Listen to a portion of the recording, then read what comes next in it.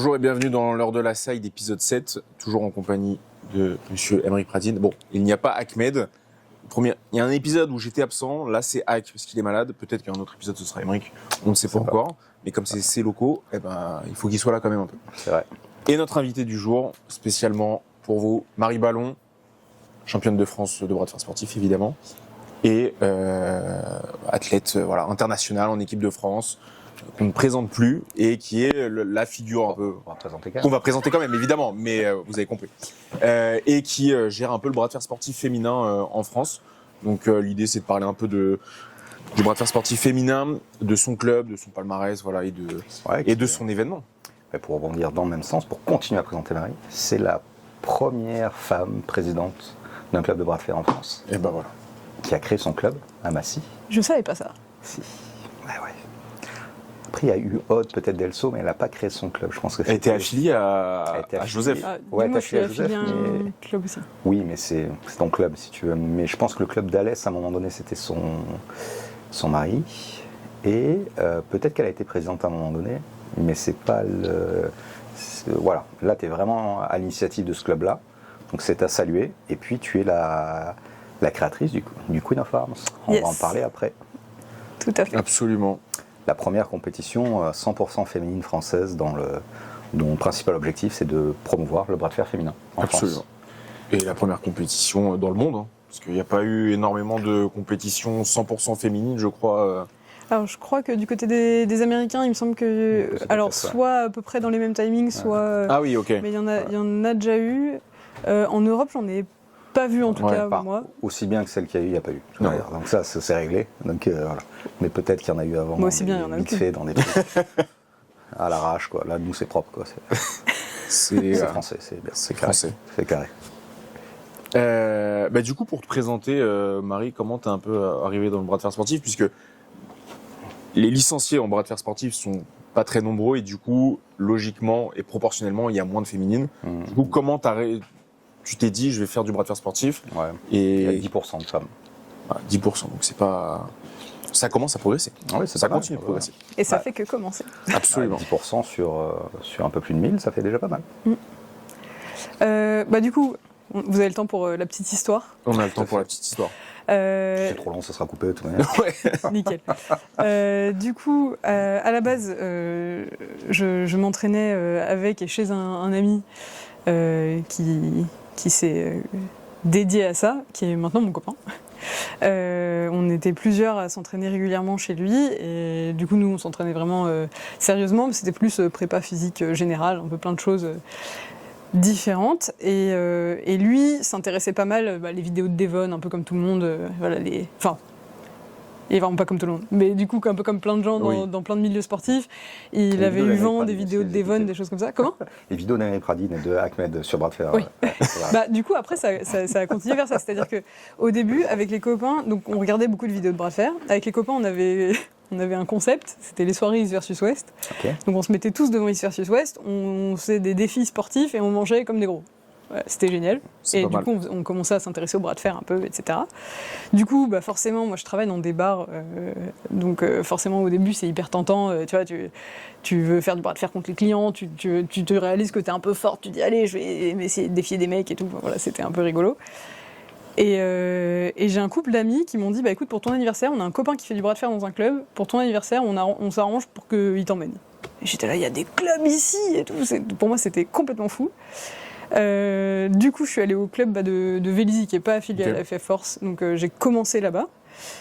Et j'ai très vite voulu faire des compètes, c'est pour ça que très vite après, je suis partie plutôt sur Paris Bras de Fer et sur un club qui serait affilié, parce que j'avais besoin d'avoir une licence FF Force, j'avais envie de faire des compètes, j'avais envie d'aller chercher ça. Donc voilà, ça c'est un peu les premiers clubs où j'ai été. La toute première compète que j'ai voulu faire, c'était l'Open d'Île-de-France il y a du coup maintenant bientôt 2 ans. Ouais. Où j'ai voulu m'inscrire. J'ai été en contact avec toi pour m'inscrire, il me semble. Et tu m'avais dit, inscris-toi au cas où, mais pour l'instant, il n'y avait pas d'autres filles, on verra bien. Et le jour J, il n'y avait pas d'autres filles. Donc, en désespoir de cause, j'ai été voir les filles du public, les copines des gars, des filles plutôt plutôt de la force. Tu veux pas faire du bras de fer avec moi sur la table dans le couloir Voilà, donc on a fait comme on a pu. Mais je pense que ça a été hyper. Ça a marqué un peu, je pense, le début de mon investissement dans le bras de fer féminin, parce que vraiment, ça m'a frustrée de me dire, mais merde, en plus, il y avait d'autres filles qui avaient envie de faire des choses, de participer, et de me dire, zut, on est tellement peu nombreuses qu'on n'arrive même pas à se faire notre place, alors qu'on est super bien accueillis. Donc, c'est complètement con, quoi. Pourquoi Là, tu peux parler, mais là, le 3 octobre, donc, il va y avoir le prochain Open régional, qualificatif France. Et là, je pense qu'on attend au moins une dizaine de féminines. Ah là, il y aura des filles. Ouais, là, c'est sûr. Ouais. Parce que déjà, moi, j'en emmène. Ça marque le travail que tu as fait en France et globalement, toutes les équipes, mais toi en particulier, sur le développement du bras de fer féminin. Je pense que là, il y a à peine 2 ans, c'était ça ce que tu disais. C'était il y a 2 ans. Il y a 2 ans, tu étais la seule fille en Ile-de-France à vouloir participer à l'Open régional. Et aujourd'hui, je pense qu'on pourrait faire peut-être 2 catégories féminines. Donc, c'est même pas un Open, je pense qu'il y aura 2 catégories. Je pense qu'il y aura moins de 65, plus de 65. Je pense qu'on va voir en fait en fonction des inscriptions. Parce que maintenant, il y a, surtout à ton club, à Massy, vous êtes nombreuses. Tu en as. Il y en a à Sanois, chez Chan. Ouais, chez Chan, quelques-unes, exact. Et puis à Climb Arena, il y a Sana il y a Sana, puis elles sont plusieurs, mais donc, Sana qui a participé aux France. Il y a presque maintenant, on est de mémoire, je crois qu'il y a 8 clubs en Ile-de-France. Et déjà sur ces 8 clubs, il y a 3 clubs où il y a des féminines, où elles sont nombreuses dans ces 3 clubs-là, donc c'est pas mal, presque la moitié, quoi. Les choses changent. Oui, c'est clair. C'est bien. Et c'était vraiment l'idée.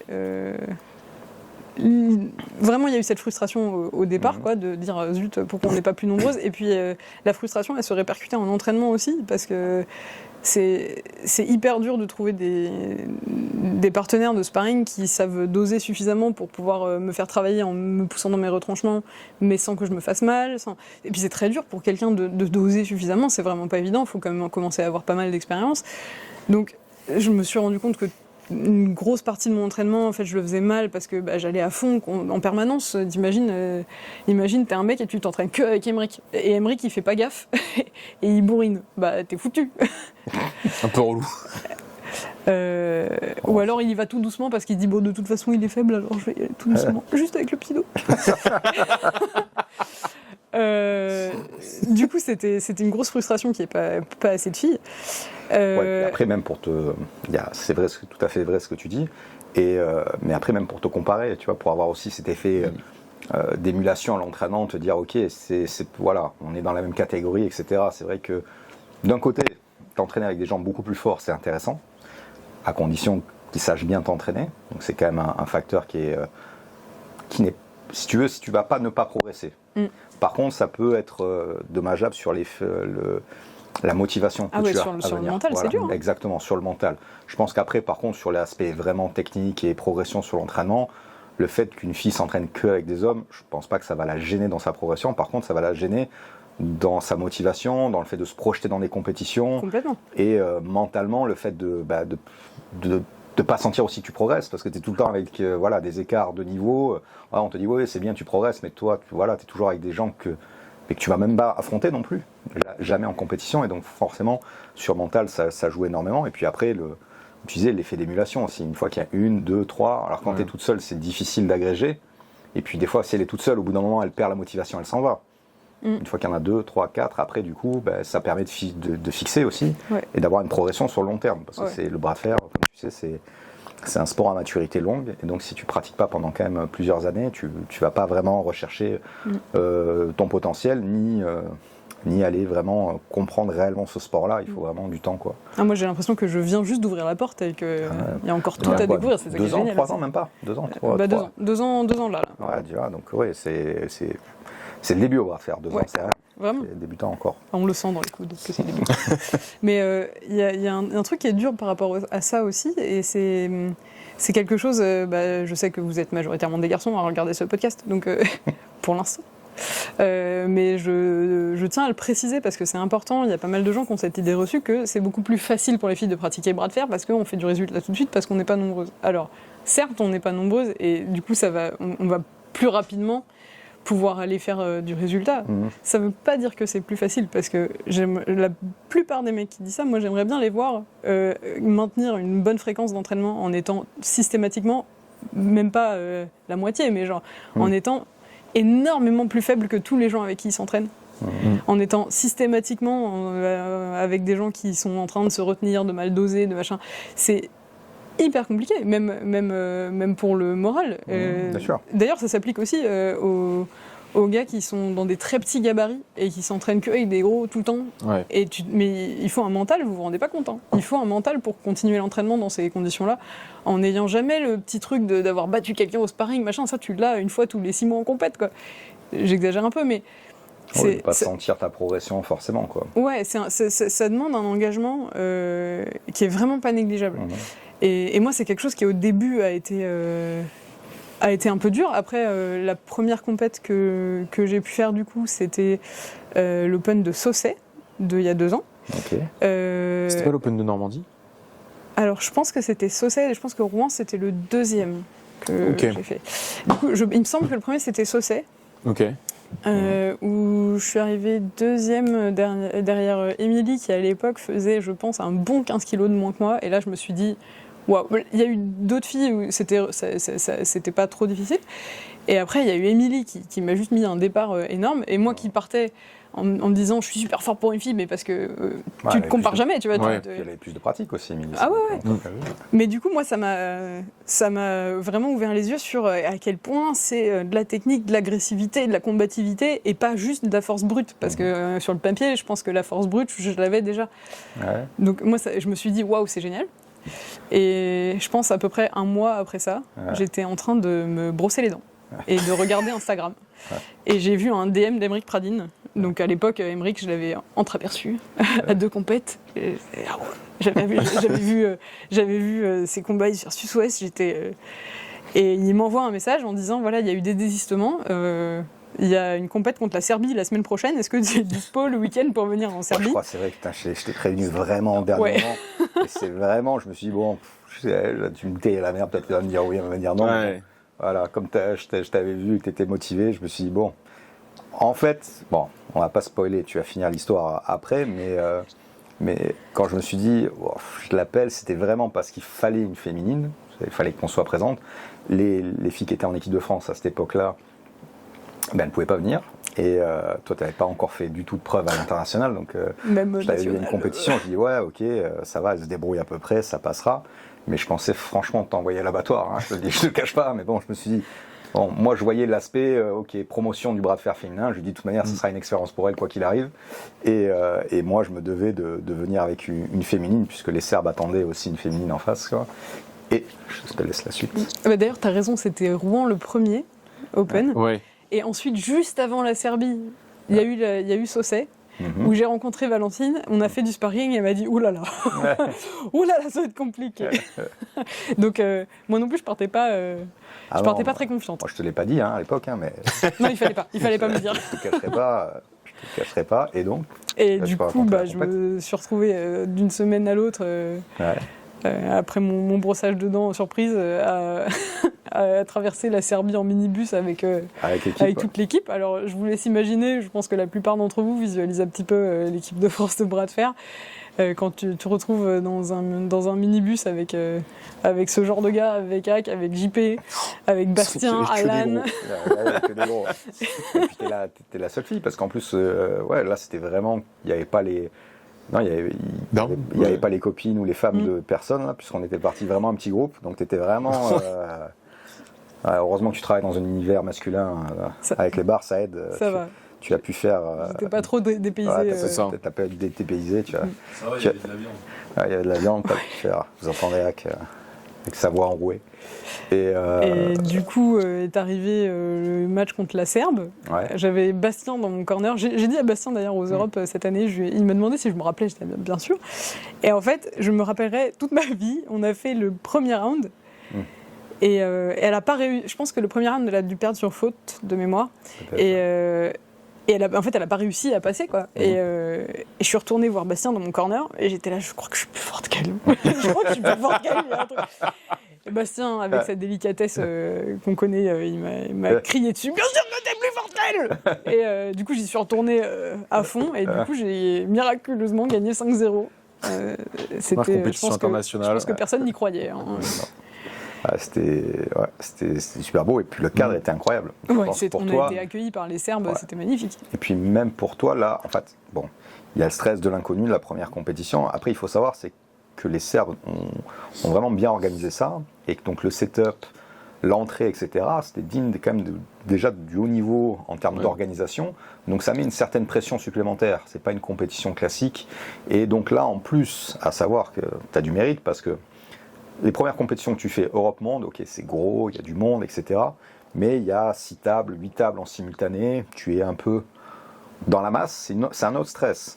Mais quand tu arrives, tu es seul, tu rentres avec ta propre musique, tu as les caméras sur toi, tu es seul à la table. À savoir que là, si tu commences, ça s'est bien passé pour toi, heureusement, mais quand ça se passe pas bien, c'est pas des bons moments, parce que tu es un peu seul là. Gros moment de solitude, parce que ça passe pas au suivant. Donc c'est une gestion du stress de compétition que tu as super bien réussi à faire aussi. En dehors de ta compétition, c'est quand même un stress qui est supplémentaire. C'est-à-dire que quand tu vas... C'est des stress qui sont différents quand même, je pense. Mais je pense que c'est supérieur pour avoir fait quand même des tournois et des Vendetta énormément. Après, moi, je gère bien le stress, mais je pense que l'aspect 1v1, c'est quand même au-dessus. Ouais, parce que tu as tous les regards sur toi. Avant le truc, t'as pas le côté en compète, on est tous ensemble à attendre notre tour, comme il y a plusieurs tables. Donc il y a vraiment le côté, t'as un groupe d'athlètes, et puis quand c'est ton tour, t'y vas, tu reviens, tout le monde a son tour. C'est ça. Et là, il y a vraiment le côté, c'est à toi. Bon, bah. C'est à toi. T'avais 40 mètres à marcher de face avec la caméra qui te suit comme ça. En direct à la télé en plus. En direct à la télé serbe, exact, c'est vrai. Mais par contre, je trouve que le format Vendetta.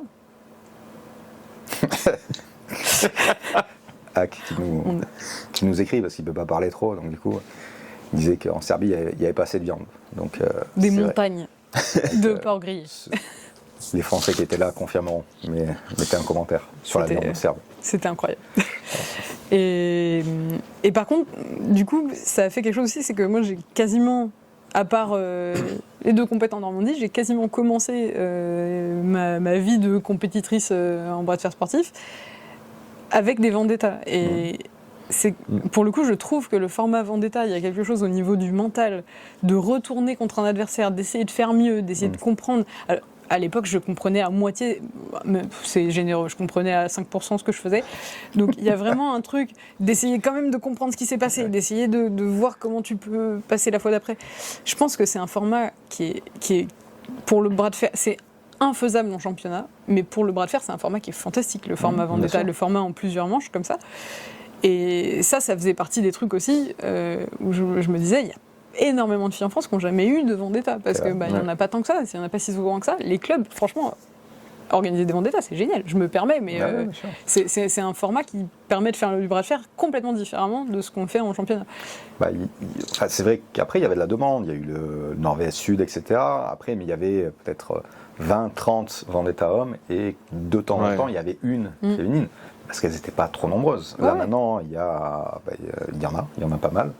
Ça se fait maintenant, à Bordeaux ils l'ont fait. Ah oui, carrément. Fait. Maintenant il y en a de plus en plus. Voilà, et puis, mais les Vendetta, pour tous ceux qui ont fait Nord versus Sud, mais tous ces trucs-là, c'est génial, il faut faire ces trucs-là. Parce que et puis ce que tu vas faire, ce que tu as créé, le Queen of Arms, c'est ça en fait. Hein.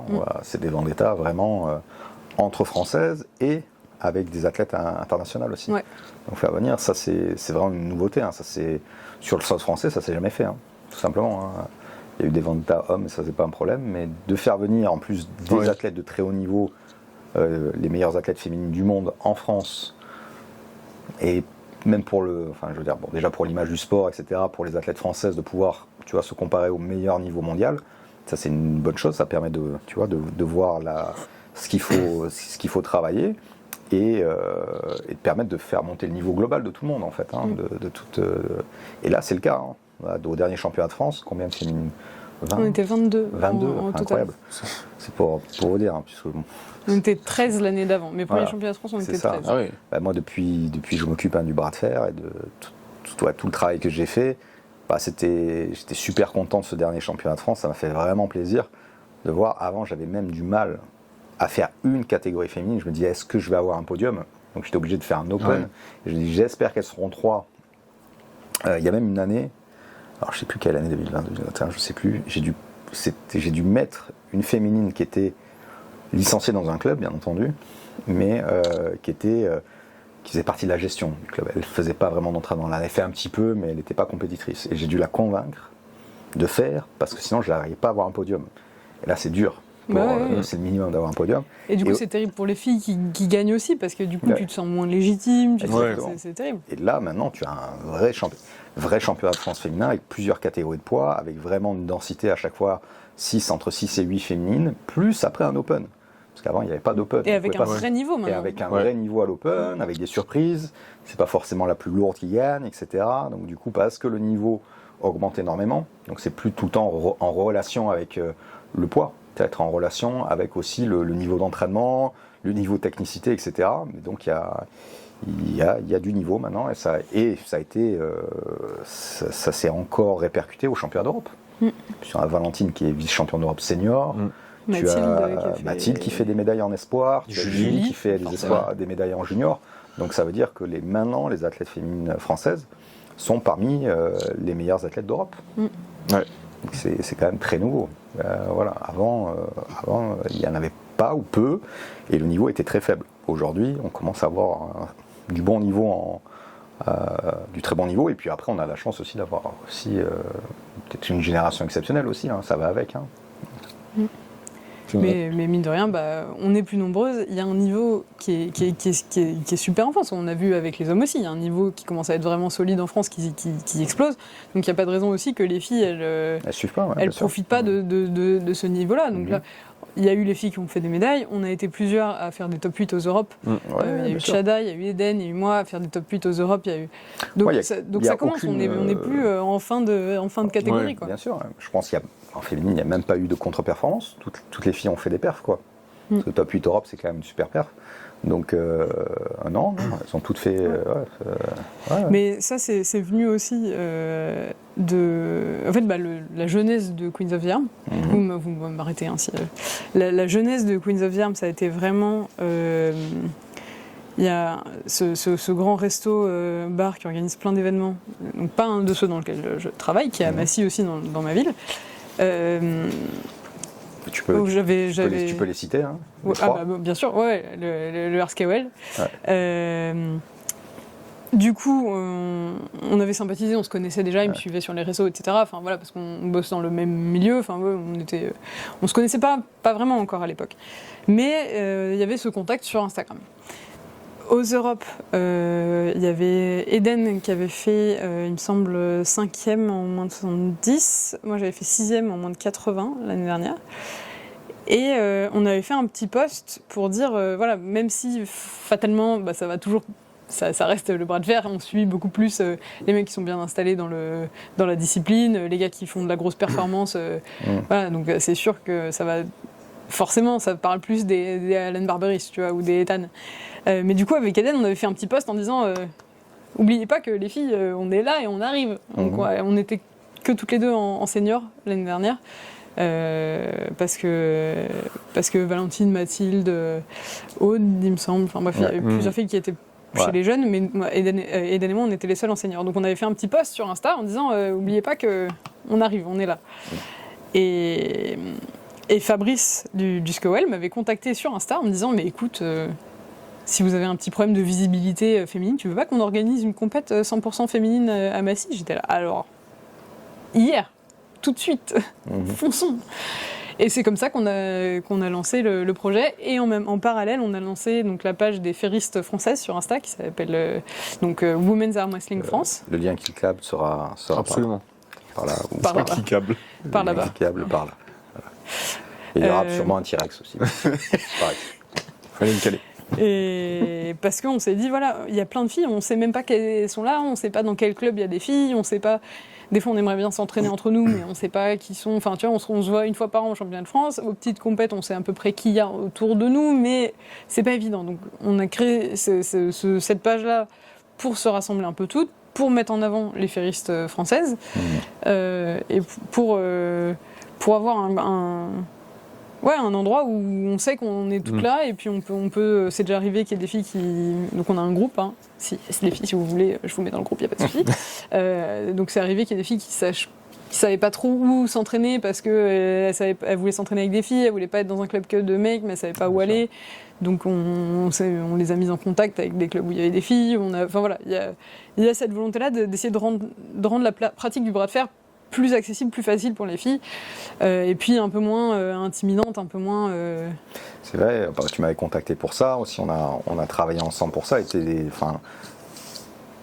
Moi, en tant que responsable national du bras de fer sportif, effectivement, j'attendais une personne comme toi qui arrive, parce que il faut quelqu'un de légitime aussi dedans, qui porte le projet.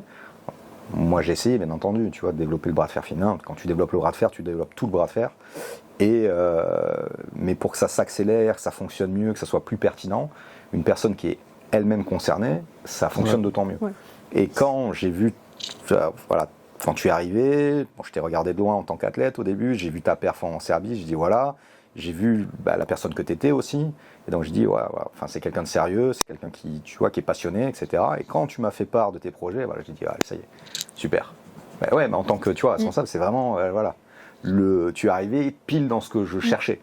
Et ça a permis vraiment de faire décoller le bras de fer féminin, et j'en suis très content. Voilà. Mais ce qui est génial, c'est que c'est un sport où autant c'est pas facile de s'y mettre en tant que fille, merci d'ailleurs, mais autant c'est pas facile de s'y mettre en tant que fille, autant moi j'ai été complètement bluffée par ton soutien et le soutien des mecs du bras de fer de manière générale. C'est-à-dire que il y avait pour tout le monde, on a envie d'être un sport qui se développe, on a envie d'être un sport plus connu, on est un sport de haut niveau maintenant. C'est l'évolution logique en fait que des filles le pratiquent.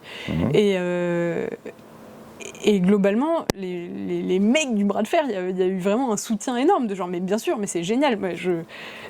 Toi, tu as été un soutien depuis le début dans toutes ces idées-là, et il y a moi des gars comme Thibaut. Adamsik, qui est venu quand même du sud de la France avec Mélissa, ils sont venus tous les deux pour filer un coup de main pour Queens of the Arm. Ils ont juste été présents pour aider, encadrer les initiations, machin. Enfin, ils sont juste venus filer un coup de main parce que il y avait cet engagement-là. Bon, Mélissa est hyper investie aussi. Et Thibaut, il n'y avait pas du tout le côté les filles elles font leur truc de leur côté. Il est là, c'est génial, il faut plus de ça dans le bras de fer. Je viens, je soutiens. Il y a plein de gars, les gars de Saucey, ils sont aussi venus aider, sans parler bien sûr des arbitres et de vous, de machin, enfin des gens qui étaient dans l'organisation, mais il y a plein de mecs qui sont venus aider. Et puis des gars de région parisienne, mais eux ils étaient à côté. Enfin, c'est trop bien, mais il y a eu vraiment beaucoup de gars du bras de fer qui sont venus, qui ont aidé, qui soutiennent le projet, et c'est pas grave si c'est pas eux qui sont sous les projecteurs, ils sont là parce qu'ils savent que c'est important pour la discipline. Et moi ça porte à fond aussi, c'est génial. Après ça participe, si tu veux, de casser les clichés sur ce sport-là, et l'inclusion globale, que ce soit le bras de fer féminin, le bras de fer handisport aussi. En fait, tu as... C'est vrai que a priori, on ne pense pas. Parce que c'est un sport qui est plutôt... qui a une image, très virile, etc. Et pourtant, en fait, que ce soit les athlètes, que ce soit les organisateurs, etc., les arbitres, ça ne pose aucun problème à même des athlètes de très haut niveau. Enfin, moi, aux exerciceuses, me faire arbitrer par des femmes, je ne me pose même pas la question. Mais dans d'autres sports, c'est pas le cas. Et dans d'autres sports, c'est pas le cas. Et pourtant, on pourrait croire au bras de fer, effectivement. Et que les compétitions féminines sont aussi suivies, même par les hommes. Ouais. D'accord. C'est pas passons à autre chose en attendant la. Non, vraiment. Et c'est même lors des entraînements, en fait, il n'y a pas ce côté les filles d'un côté, les mecs de l'autre. C'est ça va à l'encontre de ce qu'on pourrait penser. Et donc, si vous êtes des femmes et qui regardez ce podcast, suivez Marie. Venez, les ferristes françaises sur Insta. Venez. Et même si vous êtes dans un club où, disons, pour l'instant, vous êtes un petit peu seul, il faut faire le premier pas. Parce qu'une fois qu'il y en a une, il y en a deux, trois, quatre, après ça vient. Et aujourd'hui, il y a des moyens de communication qui vont faire. Faites le premier pas, vous serez super bien accueillis, même s'il n'y a que des mecs. Et puis, en fait, ça a fait boule de neige. Une fois qu'il y en a une, il y en a plusieurs, etc. Donc il ne faut pas avoir peur. On est des gens civilisés. Puis parfois ça peut mettre le temps, mais alors le truc qui fait toute la différence, je pense, c'est vraiment les compètes. Parce qu'il y a plein de filles qui hésitaient, qui venaient s'entraîner une fois de temps en temps, qui étaient curieuses mais de loin. Et puis généralement, une fois qu'elles ont fait une compète, c'est ça. Par contre, le souci que je vois par rapport aux hommes pour les féminines, c'est qu'il y en a beaucoup plus qui s'entraînent en club et qui ont du mal à se déplacer. Enfin, du mal. Qui ont moins l'envie de se déplacer que les hommes. En tout cas, ce qui était le cas il y a quelques temps. Peut-être que maintenant, c'est en train de changer, j'espère. C'est-à-dire, là, c'est moins vrai au dernier championnat de France, mais quand même, la proportion de licences féminines et la proportion de féminines que tu retrouves au championnat de France, il y a un gap qui est plus important qu'avec les hommes. Alors, je pense que ça va évoluer. Ah oui, ça évolue déjà, je pense. Aussi parce que je pense que pendant longtemps, il y avait un peu... Tu vois, par exemple, si tu n'as que 2 KT au France, c'est vrai. Et que tu es en plus de 70 et que tu te retrouves contre des filles qui font 30 kg de plus que toi, c'est un peu terrifiant, tu vois. Bien sûr. Y a la peur de se blesser, de choses comme ça, et je pense que le fait qu'il y ait plus de catégories maintenant. Le fait qu'il y ait plus de KT, ça commence à lisser un peu le problème, parce que tu te dis, bon, au pire des cas, je suis contre une fille qui fait 4 kg de plus que moi, c'est pas la fin du monde. Et le fait qu'on soit plus nombreuses aussi, parce que c'est vrai que tu te dis, bon, allez, je vais passer le week-end. Enfin, vous êtes géniaux, hein, les gars, mais parfois. Un peu lourd, quoi. J'ai jamais dit ça. Ne me faites pas dire ce que j'ai pas dit. Mais forcément, le fait qu'on soit moins nombreuses, c'est beaucoup plus motivant quand on s'est parlé entre copines avant et qu'on se dit allez, on va tous se retrouver avec telle compétition. C'est vachement plus motivant que de se dire bon, alors je vais là-bas, je suis toute seule, je connais personne, j'ai mes 2-3 potes du club, les mecs qui viennent, mais les autres filles, je sais pas qui c'est. Enfin, c'est complètement différent. Il y a une émulation, il y a quelque chose quand on sait qu'on est nombreuses. Moi, honnêtement, je pense que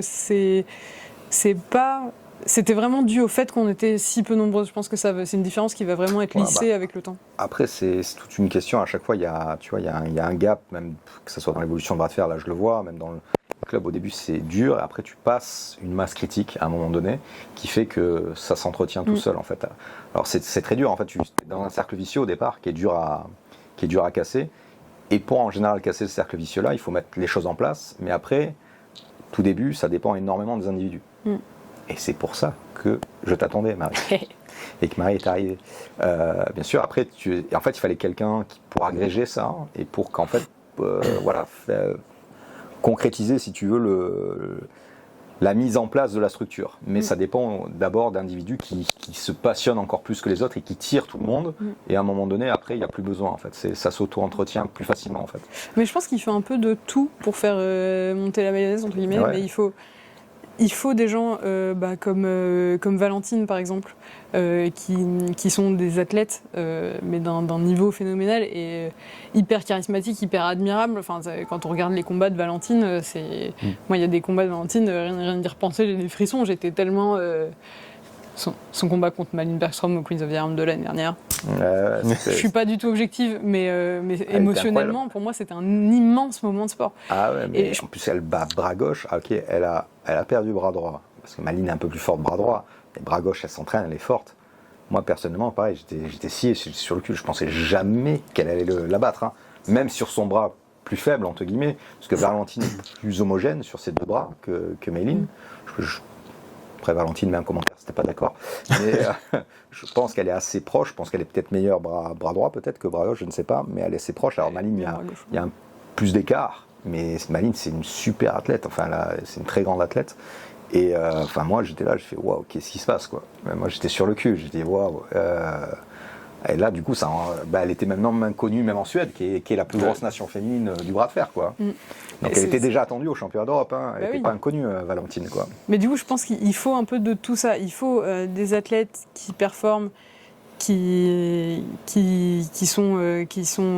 a envie de suivre. Il faut un peu de tout. Et il faut des filles qui s'entraînent sérieusement et qui show up à toutes les compètes.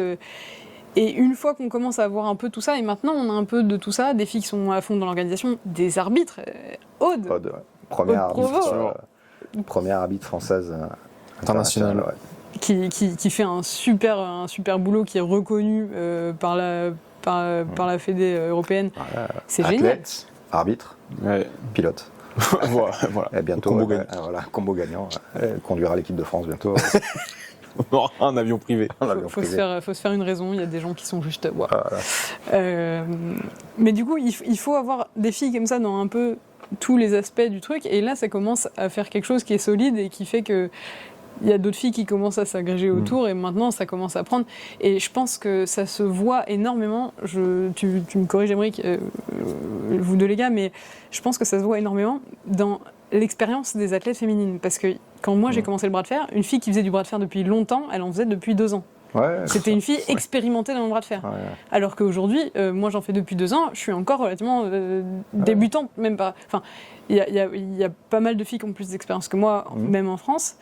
Et les filles, elles restent. Voilà, Valentine reste, Aude, elle reste. Ça. Ce qui manquait avant, c'est que tu avais un turnover qui était énorme chez les féminines. Tu les voyais 1, 2 ans, après ça disparaissait parce que ça, on n'arrivait pas. Bah, justement, ce qu'on parlait, se casser ce cercle vicieux-là. Après, ça a été la mise en place de tout ce qu'on met en place, que ce soit au niveau régional, des clubs, au niveau de la Fédé. Là, maintenant qu'on est sport de haut niveau aussi, tout ça, enfin, c'est un tout. Mais après, il fallait des initiatives aussi personnelles.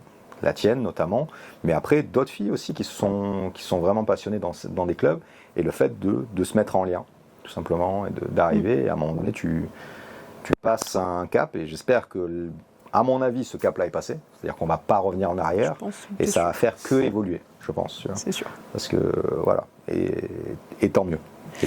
De toute façon, des compétitions, alors encore une fois, je vais nous envoyer des fleurs au Skewell et à moi-même et à la Fédé, mais des compétitions comme Queens of the Arm, je pense que ça motive aussi énormément, parce que je pense que demander à n'importe quelle fille qui était là, demander même aux mecs qui sont venus, c'était une compète qui était, je pense, d'un niveau de professionnalisme. Ça, c'est beaucoup dû au gars du Skewell, parce que vraiment on sent l'expérience et le talent. Vous pouvez voir les vidéos sur YouTube, top qualité. Est-ce qu'on peut mettre le lien aussi peut-être quelque part? Bien sûr.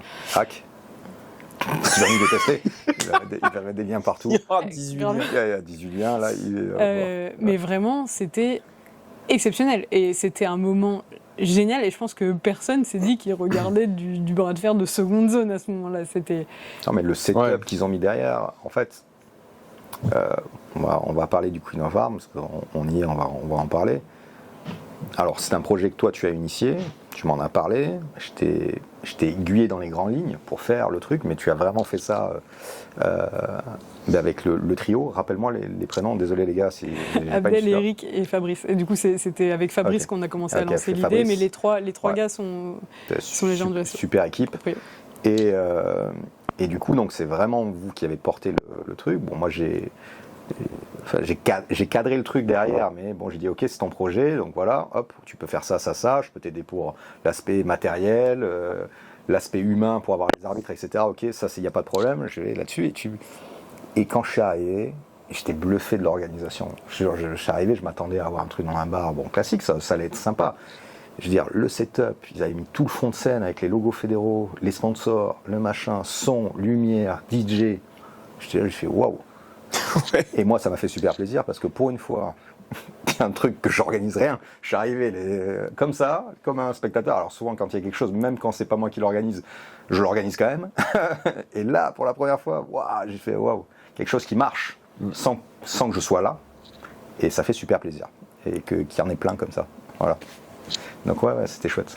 Moi, j'étais vraiment surpris je pense que ça va être même encore mieux cette année, puisqu'ils ont l'expérience de comment ça s'est passé. Ouais. Puis pour avoir discuté avec eux, ils m'ont montré, en fait, c'est des personnes qui ont aussi un passif dans l'événementiel, etc., qui ont des grosses compétences. Et donc on en a sympathisé un petit peu, ils m'ont montré ce qu'ils sont capables de faire. Et ouais, c'est du solide. Et je pense que la deuxième édition, ça va être vraiment sympa, quoi. Ça va être du lourd. Alors, je peux expliquer un peu le déroulement de Queens of the Arm ? Tout à fait. Ça marche. Donc, ce qu'on a fait l'année dernière, on a fait d'abord dans l'après-midi une période d'initiation. Alors, c'était réservé aux filles dans le sens où s'il y avait une fille à côté de la table, c'était elle qui avait la priorité. Après, ça voulait pas dire que les tables étaient interdites aux mecs, c'était pas du tout l'idée, mais c'était initiation des filles qui ont envie de découvrir le bras de fer. Donc il y avait cette première partie-là. Et ensuite, ce qu'on a fait, et c'est génial qu'on ait pu mettre ça en place avec la Fédé, ce qu'on a fait, c'est qu'on a fait un open réservé aux débutantes. Donc on avait nos deux super arbitres, Hugo et Aude, qui était à fond pour vraiment, la moindre position, même un petit peu dangereuse, on arrêtait tout de suite. C'était vraiment... Ouais, tu mets en place des règles particulières. Voilà, pour être sûr que personne se blesse. De toute façon, je pense que déjà, le risque, il diminue drastiquement à partir du moment où il y a eu une petite initiation. Initiation, encadrée par des arbitres, sur une table officielle, déjà, voilà, le risque zéro n'existe pas. Il faudrait, je pense, je pense à ce truc-là, il faudrait que je revoie avec Johanna, justement. Je vais demander de faire un petit questionnaire aussi, qui est assez intéressant, à remplir dans un sens ou à questionner sur un aspect qui peut être non vu, ou pas su vraiment par la personne, c'est l'aspect, il y a des gens qui sont très fragiles, tu vois, la maladie des os de verre ou ses dérivés, plus ou moins grands, ce qui fait que, ce qui est arrivé à Johanna, qui en a fait pendant un moment, et qui, c'est la seule blessure lors d'un championnat de France depuis qu'on le gère, depuis que le bras de fer est un sport officiel. En France, il n'y a eu qu'une seule blessure en championnat de France, alors que c'était bien encadré, alors que la personne faisait bien du bras de fer, mais elle avait des fragilités très fortes, ce qui est lié à une maladie qu'elle ignorait. Mais, auparavant, elle n'avait jamais vraiment tilté, elle a eu énormément de fractures. Sans raison apparente, c'est pas des grandes chutes ou des choses comme ça. Et après, donc du coup, à la suite de cette blessure-là, elle a eu un diagnostic, et ce qui fait qu'aujourd'hui, en fait, les sports de contact lui sont interdits. Donc, à son grand désarroi, puisqu'elle aimait bien faire du bras de fer, mais elle ne peut plus. Mais elle participe toujours à la vie du bras de fer, puisqu'elle aime bien l'ambiance, etc. Donc, elle participe à ça, elle nous aide sur l'organisation. Johanna, si tu nous vois, big up Johanna, qui fait un super travail. Et du coup, ça serait peut-être un questionnaire aussi à mettre en place pour les débutantes. Peut-être pour les débutants sans aussi, faire un questionnaire papier, mais peut-être débutants, hommes et femmes d'ailleurs. Ah oui, tu veux dire spécifiquement pour Queens of the Game ? Ouais, enfin, pensez à le demander, peut-être. Est-ce que tu as eu beaucoup de fractures ? C'est aussi simple que ça. Parce qu'on ne va pas faire un examen médical avant, tout simplement. En plus, comment on fait prendre des licences, même pour juste l'événement. Du coup, voilà, on est couvert légalement, mais même si tu es couvert légalement, c'est quand même bête si quelqu'un se blesse. Oui, ça pourrait être pensé de mettre juste des petites questions rapides. Est-ce que tu as des fragilités ? Est-ce que tu as eu beaucoup de fractures auparavant ? Si elle te dit, ah oui, c'est vrai, quand je tape mon pied sur la table, j'ai une fracture de l'orteil. C'est bizarre. On pourrait complètement faire ça, mais même... Alors c'est très peu, il y a très très peu de gens comme ça, c'est vraiment des cas extrêmement rares, mais ça coûte rien de poser la question. Ouais. Et en fait, tu élimines cette probabilité qui est hyper faible, mais qui peut vraiment foutre en l'air un événement. C'est-à-dire que tu fais une bonne initiation, tu fais ce qu'il faut, il n'y a pas de situation dangereuse, mais ça casse quand même. Parce qu'il y a des vraies fragilités, il y a des gens qui sont vraiment très fragiles, et c'est pas uniquement lié au bras de fer, c'est lié à tout sport de contact, c'est-à-dire que les sports de contact leur sont interdits. Mais des fois les gens ne le savent pas si eux-mêmes n'ont jamais vraiment pratiqué de sport avant. Ouais. Ou en tout cas de sport de contact. Et du coup ils disent, tiens, le bras de fer comme c'est plus accessible, pourquoi pas essayer rapidement, et en fait cette personne-là ne sait pas qu'elle a une fragilité qui est énorme, et ça vaut juste le coup. Alors quelqu'un qui est fragile, en général, il y a un historique. Elle va dire, ah oui, c'est vrai que là, j'ai une dizaine de fractures. Ah, intéressant. Du coup, on va peut-être, tu vois, on va faire l'initiation, mais tu feras pas la compétition, par exemple. Tu vois, c'est pour vraiment encore aller plus loin dans la prévention. Mais tu peux faire peut-être 100 démonstrations et 100 trucs, s'il se passera rien. Mais bon, ça coûte. Après, ça peut peut-être être une bonne pratique entre guillemets de prendre l'habitude de mentionner ce genre de choses, même dans les clubs, même dans les initiations, même dans les clubs quand on fait des cours de bras de fer. Je pensais faire ça aussi, le démocratiser dans les clubs pour les débutants qui viennent, poser ce genre de questions qui a l'air de rien. Et s'il y a un doute, en fait, la personne peut aller voir son médecin et faire un examen, il y a des marqueurs là-dessus, et après le médecin va dire oui ou non, effectivement, et à ce moment-là, si la personne elle aura un avis défavorable pour la pratique du bras de fer, ça peut être dommage s'il est passionné, mais c'est comme ça, quoi. Ouais. Sinon on fait un test standardisé avec un petit marteau sur les doigts de pied. On regarde si ça... C'est Hack qui fait le test. si ça casse, désolé, tu peux pas découvrir le bras de fer, voilà, tant pis. C'est malheureux, mais c'est comme ça. C'est Hack qui serre la main à chaque fois, ça a cassé. Du coup, pour repartir sur la structure de Queens of the Arm, du coup, il y avait cette initiation, ensuite Open réservé aux débutantes, et on s'attendait à ce qu'il y ait 2-3 filles qui se sentent d'essayer, mais on s'attendait pas. Du coup, là, c'était vraiment sur la scène, avec les projecteurs, les arbitres. 9, c'est ça, 9-10 11. On a eu 11 filles qui ont participé à l'Open débutante, donc c'est des filles qui n'avaient jamais fait de bras de fer avant, quoi. Il y en avait peut-être une ou deux qui avaient déjà vu une table, quoi, de bras de fer, qui avaient déjà testé avec des copains et tout, mais... Il y a plusieurs qui sont restés en plus après. Et il y en a plusieurs, des filles qui ont fait l'Open. Il y a je pense notamment à Sana, qui nous a tous surpris au championnat de France, qui est maintenant donc, à Climb Arena. Qui pratique depuis plus d'1 an maintenant, qui n'a pas lâché en fait depuis. Voilà. Elle est rentrée depuis, comme tout le monde. Un peu moins d'un an du coup, mais ouais. Si tu rentres vraiment et que tu accroches en général, c'est ça. tu restes. Il y a Amidat qui a gagné l'Open, qui elle fait partie de la One Rep Team. Coucou la One Rep Team, les fous furieux là. Qui elle fait plutôt du strongman, mais commence à de temps en temps elle vient tirer un peu et qui a une force phénoménale. Cette fille, c'est un alien. Et voilà, il y a pas mal de filles qui ont découvert le bras de fer vraiment à Queens of the Arm et à qui ça a plu énormément et qui maintenant continue le bras de fer. Il y a une nana de mon club, Sandra, donc en gros, pour pouvoir porter Queens of the Arm, il fallait avoir un club local. Moi, ça faisait un moment que Paris Bras de Fer, ça commençait à devenir compliqué niveau trajet, donc c'est pour ça que j'ai monté la section bras de fer dans le club d'haltéromusculation de Massy. On l'a vu ça ensemble, je t'ai poussé là-dessus à faire et t'as bien fait. J'ai bien fait, mais tu te l'ai gagné parce que c'est compliqué. Ça a été compliqué. Ouais. Maintenant ça va. Maintenant ça va.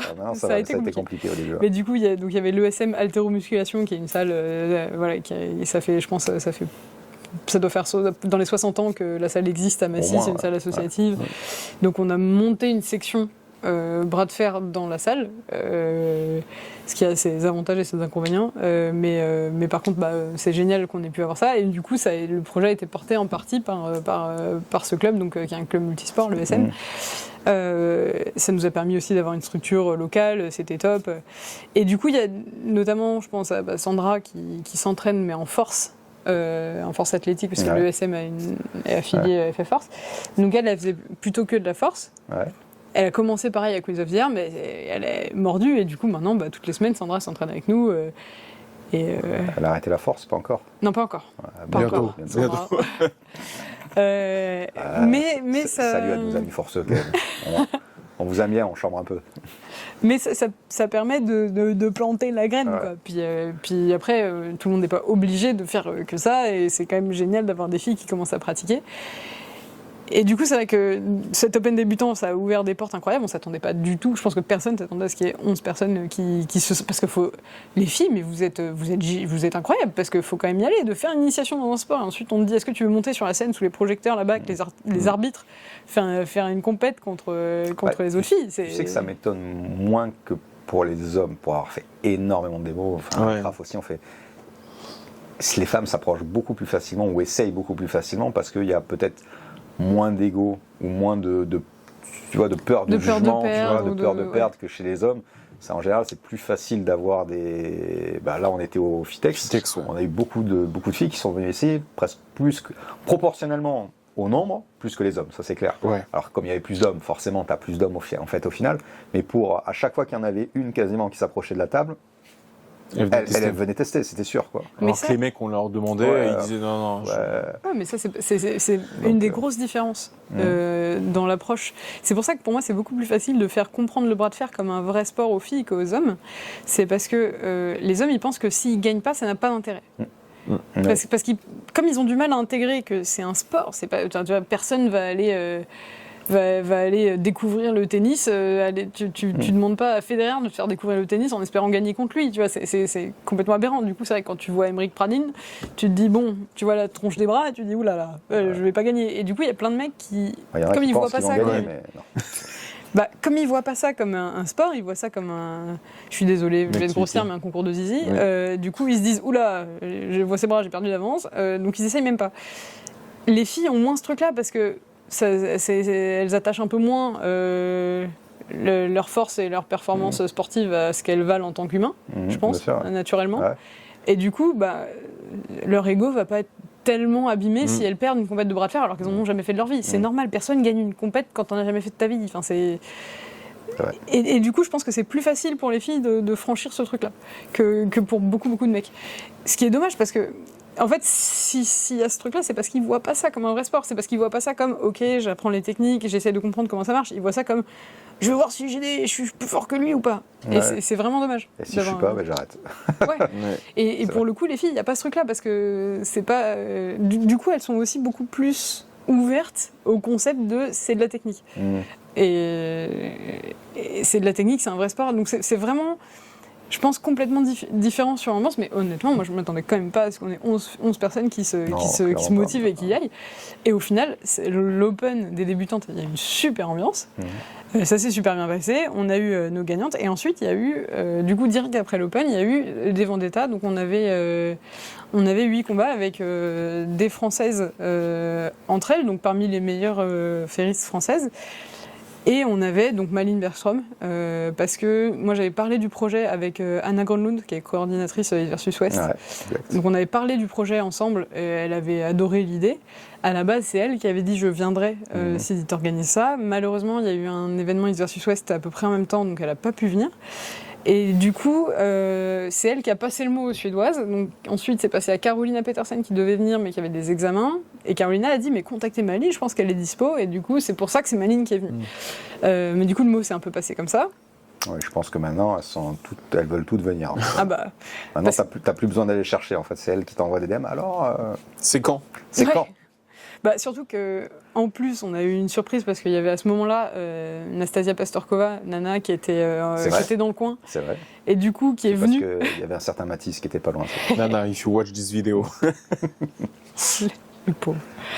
Et du coup, on m'a gentiment proposé une vendetta surprise contre Nana.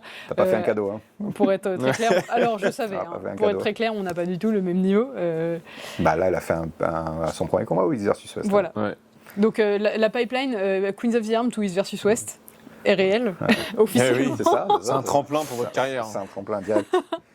Depuis qu'elle a fait le Queen of the Arm, direct, c'est bon. Voilà. Elle s'est fait appeler au East versus West de suite derrière. Et je pense que c'est le fait de m'avoir battu, ils ont été impressionnés. Tout à fait. Non, mais c'était un peu couru d'avance, mais déjà pour moi c'était une super opportunité de pouvoir tirer contre elle quand même si je me suis fait écrabouiller. Et puis même, du coup, ça faisait qu'on avait 2 athlètes internationales qui étaient là et qui participaient au Vendetta, c'était super. Après, on avait d'autres Vendetta entre filles françaises qui ont été source de plein de surprises aussi. Je pense notamment à Nina qui nous a bluffé, personne ne s'attendait à ce qu'elle ait cette elle a bien accroché aussi. Cette force-là, ouais. Nina, elle est à fond, là, c'est bien. Elle est venue en accompagnatrice à un championnat du monde et ensuite, maintenant, à partir de là, c'était fini. Maintenant, elle participe. Maintenant, elle participe et maintenant, elle est là pour arracher des têtes avec les dents. Incroyable. Mais du coup, il y a eu vraiment toute cette ambiance-là qui était folle. Il y avait un public qui était à fond. Enfin, les gens montaient sur le comptoir dans le fond pour pouvoir quand même voir. Il y avait, c'était la folie. Le bar était blindé. Ah, le bar était blindé. Et c'est immense. Hein. C'est vraiment un grand bar-restaurant. C'était vraiment gigantesque. C'est vraiment un endroit qui est assez grand. Et les gens étaient jusqu'au fond de se lever pour essayer de voir et tout. Enfin, une ambiance. Même les gens qui connaissaient rien au bras de fer étaient à fond de la caisse. C'était trop bien. Et du coup, on refait cette année avec encore des invités, des athlètes internationaux. Alors, on ne va pas tout vous dire aussi parce que tout n'est pas encore complètement calé. C'est ça. Mais il y a des choses qu'on sait. Restez connectés, on a des belles... on est sur des beaux projets là. Des très beaux projets. Il y aura de très belles surprises. Exact. Et on s'est dit cette année que c'était dommage de ne pas pouvoir offrir l'opportunité de participer aux ferristes françaises qui commencent à être bien investies dans le bras de fer mais qui ne pourront pas avoir de vendetta parce que ça dure longtemps, hein, les vendettas c'est plusieurs manches, etc. Ça dure quand même un certain temps, donc on peut pas en faire 100, surtout sur le format avant puisqu'il y a initiation plus un open débutant, et donc là il y en avait déjà 10-11 l'année passée. On risque d'être au moins le double, je pense, vu comment ça a marché, vu la promo qui va s'engager là-dessus. On risque d'être plus nombreux, il faudra peut-être même penser à mettre peut-être des places limites, on verra aussi, hein, parce que tu peux pas, si tu en as 50 qui débarquent, ça va être compliqué. Peut-être qu'il faudra faire des inscriptions avant, on verra. Après, tu peux voir l'initiation, c'est-à-dire que tu vois, après tu donnes une place limite là-dessus. Ou un formulaire de préinscription. C'est difficile, tu vois. Je pense que dans ce côté initiation, il faut garder ce côté, ok, elle vient, elle s'initie. Au feeling. Au feeling, ouais. Après, par contre, là où tu peux faire une préinscription, c'est pour vraiment l'open, avec des athlètes déjà licenciés, déjà confirmés. Là, tu peux peut-être mettre une jauge. On n'a pas encore dit, du coup. Ouais, là, on l'a pas dit, mais bon, Parce que... ça, on va en discuter, effectivement. Et je pense que pour le côté initiation et débutant, on verra, il faut laisser libre, tu vois, aux gens de... Oui. Tu vas pas commencer à te préinscrire alors que tu sais même pas si ça te plaît. Oui, non, c'est vrai. C'est pas le but. Et puis, ce genre d'événement-là, il faut que ça soit... Voilà, c'est au feeling aussi. Tu vois, elle voit l'événement, elle s'initie, elle voit comment... En général, c'est comme ça qu'elle voit qu'en fait, elle est hyper bien reçue, que c'est cool, c'est bienveillant. Et puis, elle se dit, bah alors, pourquoi pas, tu vois, du coup. Mais avant, les gens, ils savent pas forcément. Et ouais, peut-être par contre limité pour l'open, pour les filles qui sont déjà confirmées, qui participent déjà à les compétitions. Ouais. Parce que tu fais ça, plus donc 2 open, plus après des Vendetta. Et il y en aura, je pense, une dizaine. La dernière fois, c'était combien? 8 ouais, c'est ça. Ouais, peut-être 8-10, c'est bien. 8-10, c'est bien. Mais 8-10, déjà, ça prend... La dernière fois, ça avait pris quoi? Parce que il y a quand même, c'est pas juste juste un combat, il y a quand même une annonce, on a un speaker de qualité, Mathis Morgado. Best speaker ever. Exactement. Du coup, donc il y a une entrée sur scène, voilà. Du coup, déjà, ça prend du temps, tout ça. 8-10 Vendetta, on est sur 2 heures. Hein. Là, les détails restent de toute façon à caler, mais l'idée, c'est que entre l'Open débutante et les Vendetta, on est quand même s'il reste des détails à caler, un Open confirmé pour que les ferries françaises qui ont envie de participer à cet événement soient pas en mode bon, vous pouvez venir, mais juste filer un coup de main. Pour qu'elles puississent quand même participer, être présentes et faire partie du truc, parce que le but c'est de faire la compète. Parce que la qualité, on l'a vu au premier event, je pense que ça va être aussi bien, voire mieux au second. C'est quand même chouette de monter sur scène, quoi. Ouais. Donc voilà. En tout cas. Suivez la page en vrai des ferries françaises, vous verrez les actus. On va commencer la promo maintenant. Ça sera en lien. Ça va être Free Club. On vous promet que ça va être vraiment vraiment chouette. Ouais, ça va être chouette. C'est sûr. Et pourquoi Queen of the Arm? Alors, on en avait déjà parlé. Je crois que je t'avais posé la question. Pourquoi tu l'avais pas appelé Queen of the Table? Parce que pour ceux qui connaissent, il y a le King of the Table qui est connu. Ouais, le King of the Table. Pourquoi du coup cette appellation-là et pas le Queen of the Table? Alors. À parté, ça sonne mieux, hein, Queen of Arms que Queen of the Table. Juste. Ouais, déjà parce que l'idée c'était de faire notre propre truc aussi, pas forcément la copie d'un truc qui existe déjà en version fille. Ouais, c'est vrai. Après, maintenant, j'ai vu qu'ils ont lancé le Queen of the Table, c'est très bien. Enfin, et puis il y a eu pas mal de discussions avec Fabrice sur le nom, et en fait, au bout d'un moment, il fallait qu'on s'arrête sur un nom. Il fallait qu'on trouve quelque chose qui parle à tout le monde, qui parle à l'étranger aussi, parce que le but c'est que ça s'inscrive quand même. Il fallait que ce soit compréhensible pour toutes les filles, même en France. Il fallait que ça parle quand même à l'étranger. On aurait pu trouver un nom français, mais il faut qu'à l'étranger ça parle pour donner envie aux filles de venir. Tu vois, si King and Queen, ça va. Je pense qu'en France, même si le français en anglais n'est pas. Oui, c'est ça. Queen, on voit. Un petit contentieux avec nos amis anglais, mais ça va. Queen and King, ça passe. Le français comprend ça. Et du coup, voilà, le but c'était puis d'avoir un nom qui reflète un peu la force des filles, quoi. Donc voilà, on s'est arrêté sur celui-là. Et franchement, j'en suis bien contente. Je trouve que il y a de quoi. Ça sonne bien. Ouais. On est pas mal. Et tu vois comment le futur pour l'événement? Est-ce que tu t'attends à faire des compétitions de plus en plus grosses, ou est-ce que tu veux rester aussi sur un accès assez limité entre guillemets, ou en tout cas pour les Vendetta et... Alors, on verra. Pour l'instant, on va voir comment ça se passe aussi cette année. De toute façon, moi, un truc qui est certain, c'est que cet événement-là, ça restera avec les gars du Scowell. Parce que l'initiative, c'était vraiment nous, ensemble, et que ça a hyper bien marché.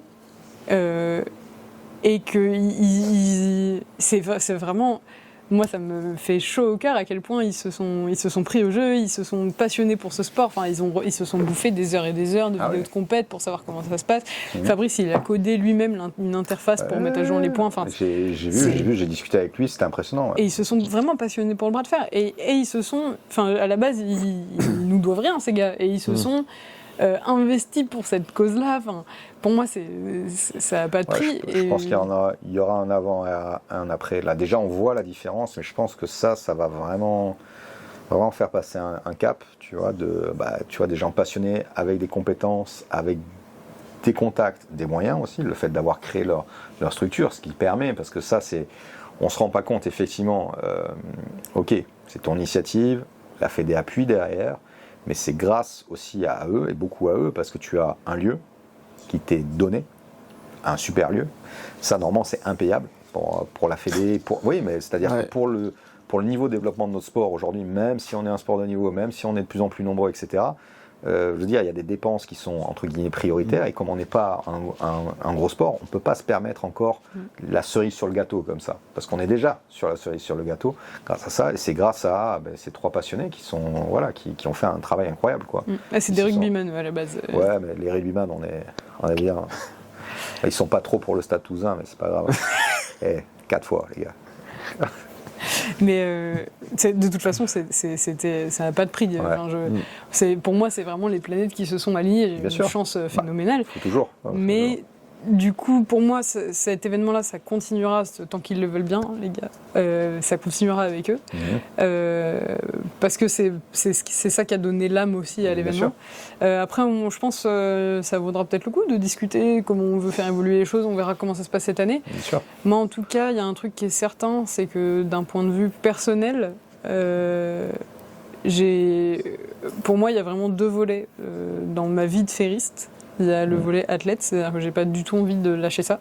Ça a été un peu compliqué au niveau pro, plus sport, plus tout ces derniers temps. Donc moi, je sais que... Comment ? On connaît ça, nous, c'est pareil, quand tu ajoutes beaucoup de casquettes, c'est compliqué. Ouais. Bah ouais, clairement. Et du coup, moi, je sais que je veux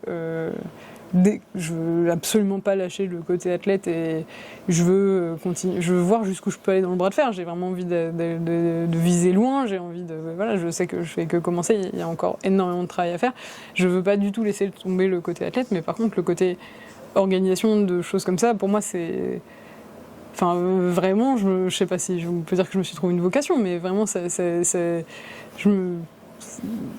merveilleux pour moi de pouvoir participer à ça, mais aussi pouvoir rassembler des filles, donner ces opportunités-là aux filles, voir les étoiles dans les yeux des filles qui commencent et tout. Pour moi, ça n'a aucun prix. Donc, très certainement, d'une façon ou d'une autre, ce sera une partie de ma vie de ferriste dans le futur. Qu'on continue avec les gars ou pas, il y aura toujours quelque chose comme ça, parce que c'est... D'ailleurs, là, pour Queens of the Arm, je sais pas encore comment ça va se passer, mais il est possible, s'il n'y a pas assez de place pour les Vendetta, il est possible que je laisse plutôt les Vendetta aux filles et que moi j'organise pour pouvoir être sûr d'être à fond, parce que c'est hyper dur. Organiser un événement pour lequel on tire, pour tous les Français qui me disent « Ouais, mais Aymeric, on ne le voit pas au championnat de France ». Mais je l'organise, le championnat de France, d'accord ? Et oui. Et bon, même si... bref, Bastien, et il a peur de Bastien aussi. Bastien, tu peux t'entraîner encore, il y a de la marge. Mais c'est même pas que ce côté-là. C'est-à-dire que quand tu organises, c'est toujours mieux d'être à ce que tu fais. C'est mieux pour tout. C'est plus à l'aise. T'es pas en train de penser à plusieurs choses, donc t'es plus à ce que tu fais. Même si tu peux faire la compétition, effectivement, c'est quand même quand t'organises. T'es quand même plus à l'aise avec ça. T'évites entre guillemets aussi certains conflits d'intérêts entre guillemets, tu vois, qu'on pourrait te reprocher, des choses comme ça. Voilà, t'es organisateur, tu t'occupes pas de cette partie-là. Et puis oui, c'est toujours plus compliqué, quoi. Même si tu es au-dessus du niveau, mais c'est plus dur. Alors, rien n'est décidé encore. Me traitez pas de grosse menteuse si vous me voyez au Vendetta. Oui, non, mais je peux comprendre. Tu vois, mais c'est une question que je me pose parce que c'est toujours un peu compliqué. Donc on verra, mais par contre... Et puis ça permet aussi de... Et puis après, si ça se développe bien, tu peux imaginer, je pense qu'effectivement, continuer à travailler dans ce cadre-là, je pense que c'est bien. Après, si ça évolue plus, c'est plus gros, etc., c'est pas forcément de changer d'endroit ou de changer de lieu, puisque je pense que ça appartient à ce lieu-là. Et je pense que le concept, il est vraiment chouette. C'est de faire plusieurs événements. Pourquoi pas en faire plusieurs dans l'année, si ça marche très bien. Pourquoi pas ? Ouais. Non, franchement, il y a plein d'options.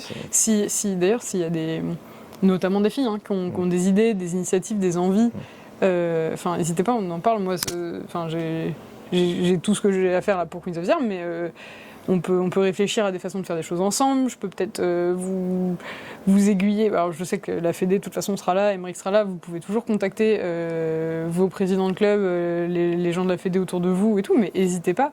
Même si vous avez envie d'organiser quelque chose de votre côté, c'est une expérience géniale et il y a plein de choses à faire encore. C'est un des avantages qu'on a avec le bras de fer. Aymeric a fait un travail phénoménal sur l'officialisation du sport au niveau national, sur la Fédé, etc. Il y a eu un travail phénoménal qui est fait, mais on est à un moment hyper charnière dans notre sport. Et en fait, c'est beau de se dire ça. Tout est à faire. La direction que prendra le bras de fer dans le futur, c'est maintenant qu'elle se décide. Donc c'est maintenant qu'il faut faire des choses, qu'il faut se bouger. Si vous avez des idées, c'est maintenant. C'est pas dans 4 ans quand elles auront été. Il y a quelqu'un qui l'aura déjà fait. Donc venez, faites des trucs. Exactement, il y a tout à faire. Et il ne faut pas minimiser aussi ce que je dis. Enfin, souvent, je suis à l'initiative de création de beaucoup de clubs en France. Il y a peut-être la majorité en fait, des nouveaux clubs.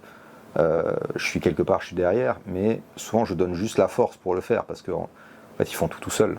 C'est juste que je vais donner le cadre et je vais donner une légitimité, le fait qu'il m'ait appelé ou que j'ai drivé un petit peu.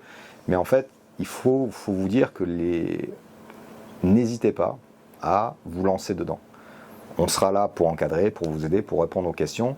Mais chaque initiative localement, déjà ça sera pour vous, en fait, vous le faites pour vous aussi, en tant qu'athlète, ou peu importe ce que vous voulez chercher dans ce sport-là. Mais après, ça participe grandement à l'évolution de ce sport-là. C'est le local qui fait grandir ce sport-là. Pour rebondir vraiment, pour faire un petit crochet, plein de gens qui me disent « Ouais, mais pourquoi il n'y a pas de grand Open international en France ?» Et je ne cherche pas ça. Ce qui fait évoluer un sport, c'est les actions que tu mènes, Marie, c'est que les actions que chaque club mène localement. Des petites compétitions, des petits événements, la création d'un club, c'est hyper important. Le développement du bras de fer se passe localement et chacun, à son échelle, a un rôle qui est hyper important. C'est-à-dire que ce que j'arrive moi à faire au niveau national, c'est parce qu'il y a plein de personnes qui localement font le travail. Voilà, c'était pour rejoindre un peu ce que tu disais, c'est y a tout à faire et tout le monde a sa place. Il y a un cadre que j'ai mis en place et maintenant dans ce cadre-là, il faut que les gens s'investissent tout simplement et partout en France, plus il y aura de gens comme ça, plus chacun pourra faire du bras de fer, de plus en plus de féminines, de plus en plus de jeunes. Et le sport, après, tu passes dans vraiment un cercle vertueux. Et on y est presque. Je pense, on y est, je pense même déjà. C'est-à-dire que là où on est, c'est-à-dire que le bras de fer ne reviendra jamais en arrière, où il n'y avait rien. Du coup, il ne reviendra plus en arrière. Je pense qu'on est lancé. Et là, on est encore, comme tu disais, à un moment charnière. À quel moment on va vraiment décoller ? C'est-à-dire qu'on monte, chaque année, ça évolue super bien. Mais je pense qu'il y a un moment où ça va vraiment prendre son envol. Et il y a énormément de choses à faire maintenant, énormément d'opportunités, que ce soit dans la création de clubs, dans la création de compétitions. Des choses à inventer encore dans ce sport-là. Des choses à inventer. Clairement.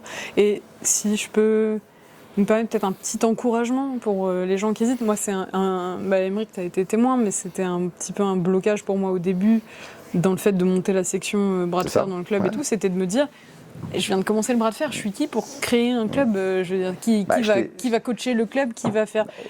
Je t'ai juste donné la force pour le faire. Oui, mais c'est toi qui l'as fait. Ouais, complètement, mais il y a un truc, je pense qu'il peut bloquer pas mal... complètement. C'est ça en fait, c'est souvent ce que je donne par téléphone ou par visio, ou des fois j'arrive à me déplacer de temps en temps. Je donne une légitimité, c'est tout, en fait. J'ai eu Aymeric au téléphone, donc c'est bon. Mais alors, oui, c'est important, tu me diras, mais tu avais déjà ça en toi. Tu n'avais pas besoin de moi spécialement, mais je t'ai rassuré sur ton envie, en fait, et tes capacités de le faire. Ouais, sur la légitimité, je pense aussi. Oui, parce que, donc, si vous hésitez, appelez Aymeric. Non, mais il y a vraiment... Et si vous êtes en Ile-de-France, je vous renvoie chez Raph, du coup. Grave, je commence à faire ça maintenant. J'ai des responsables partout. Voilà. Mais il peut y avoir, je suis sûre qu'il y en a parmi vous qui ressentent ça, il peut y avoir ce truc de se dire, il y a un besoin dans mon coin de club de bras de fer, parce qu'on est plusieurs à vouloir s'entraîner, mais on n'a pas d'endroit et tout. Mais en même temps, moi je fais du bras de fer depuis 6 mois, je me sens pas légitime. Il peut y avoir ce truc-là, bien sûr. et puis et l'inquiétude de se dire bah oui, mais un club sans coach, c'est bizarre. Moi, c'était une inquiétude, et d'ailleurs c'est toujours une problématique du club. C'est-à-dire que à Massy, du coup, on est un club. Franchement, au final, rétrospectivement, décision géniale. Ouais. Et il y a plein de gens hyper balèzes dans le club. Je veux dire, on a quand même JP, Fred Perchepied. Fred solide. Hein. Il y a Guilhem Le Meunier qui s'entraîne avec nous aussi, incroyablement fort. Donc on est quand même un club avec déjà des gens qui ont un palmarès, qui ont une expérience, mais mine de rien, il n'y a personne qui en fait depuis très très longtemps, et on n'a pas de coach entre guillemets officiel. C'est pas comme voilà, tu vas à Paris Bras de Fer, t'as Raph, t'as Hack, t'as Emery qui passe. Moi je passe ça par contre. C'est pas.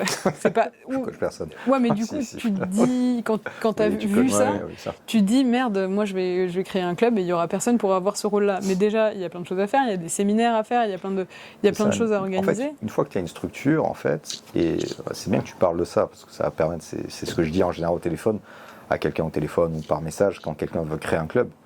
En fait, dès que tu fais l'initiative, tu peux créer déjà une page Instagram, tu peux créer une structure, tu vas accueillir du monde. Ok, tu vas pas te sentir légitime, tu vas au téléphone, je te dis, il faut commencer. En fait, tu peux pas avoir, quand tu commences, il y a des gens, ouais, mais j'ai pas de coach, je sais pas.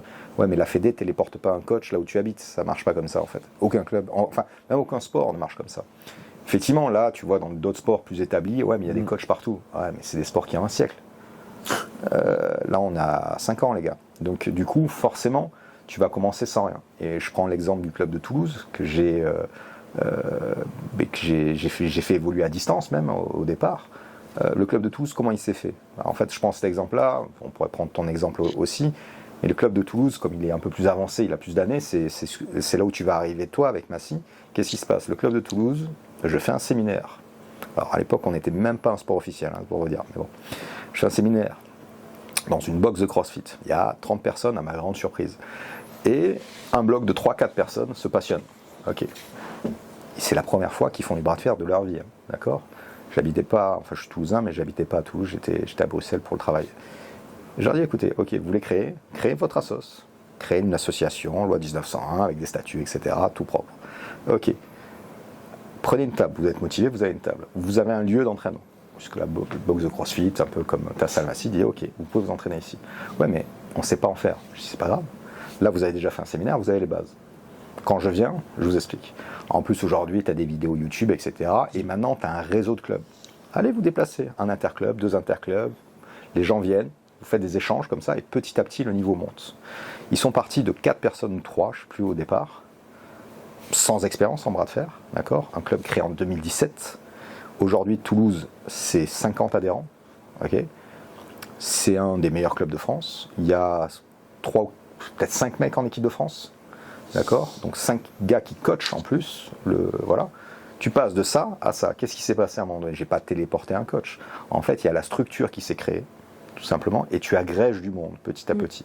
Et effectivement, les personnes qui ont pratiqué il y a en 2017-2018, ok, bah, t'essuies les plâtres un petit peu au début, ok, tu balbuties, etc., etc.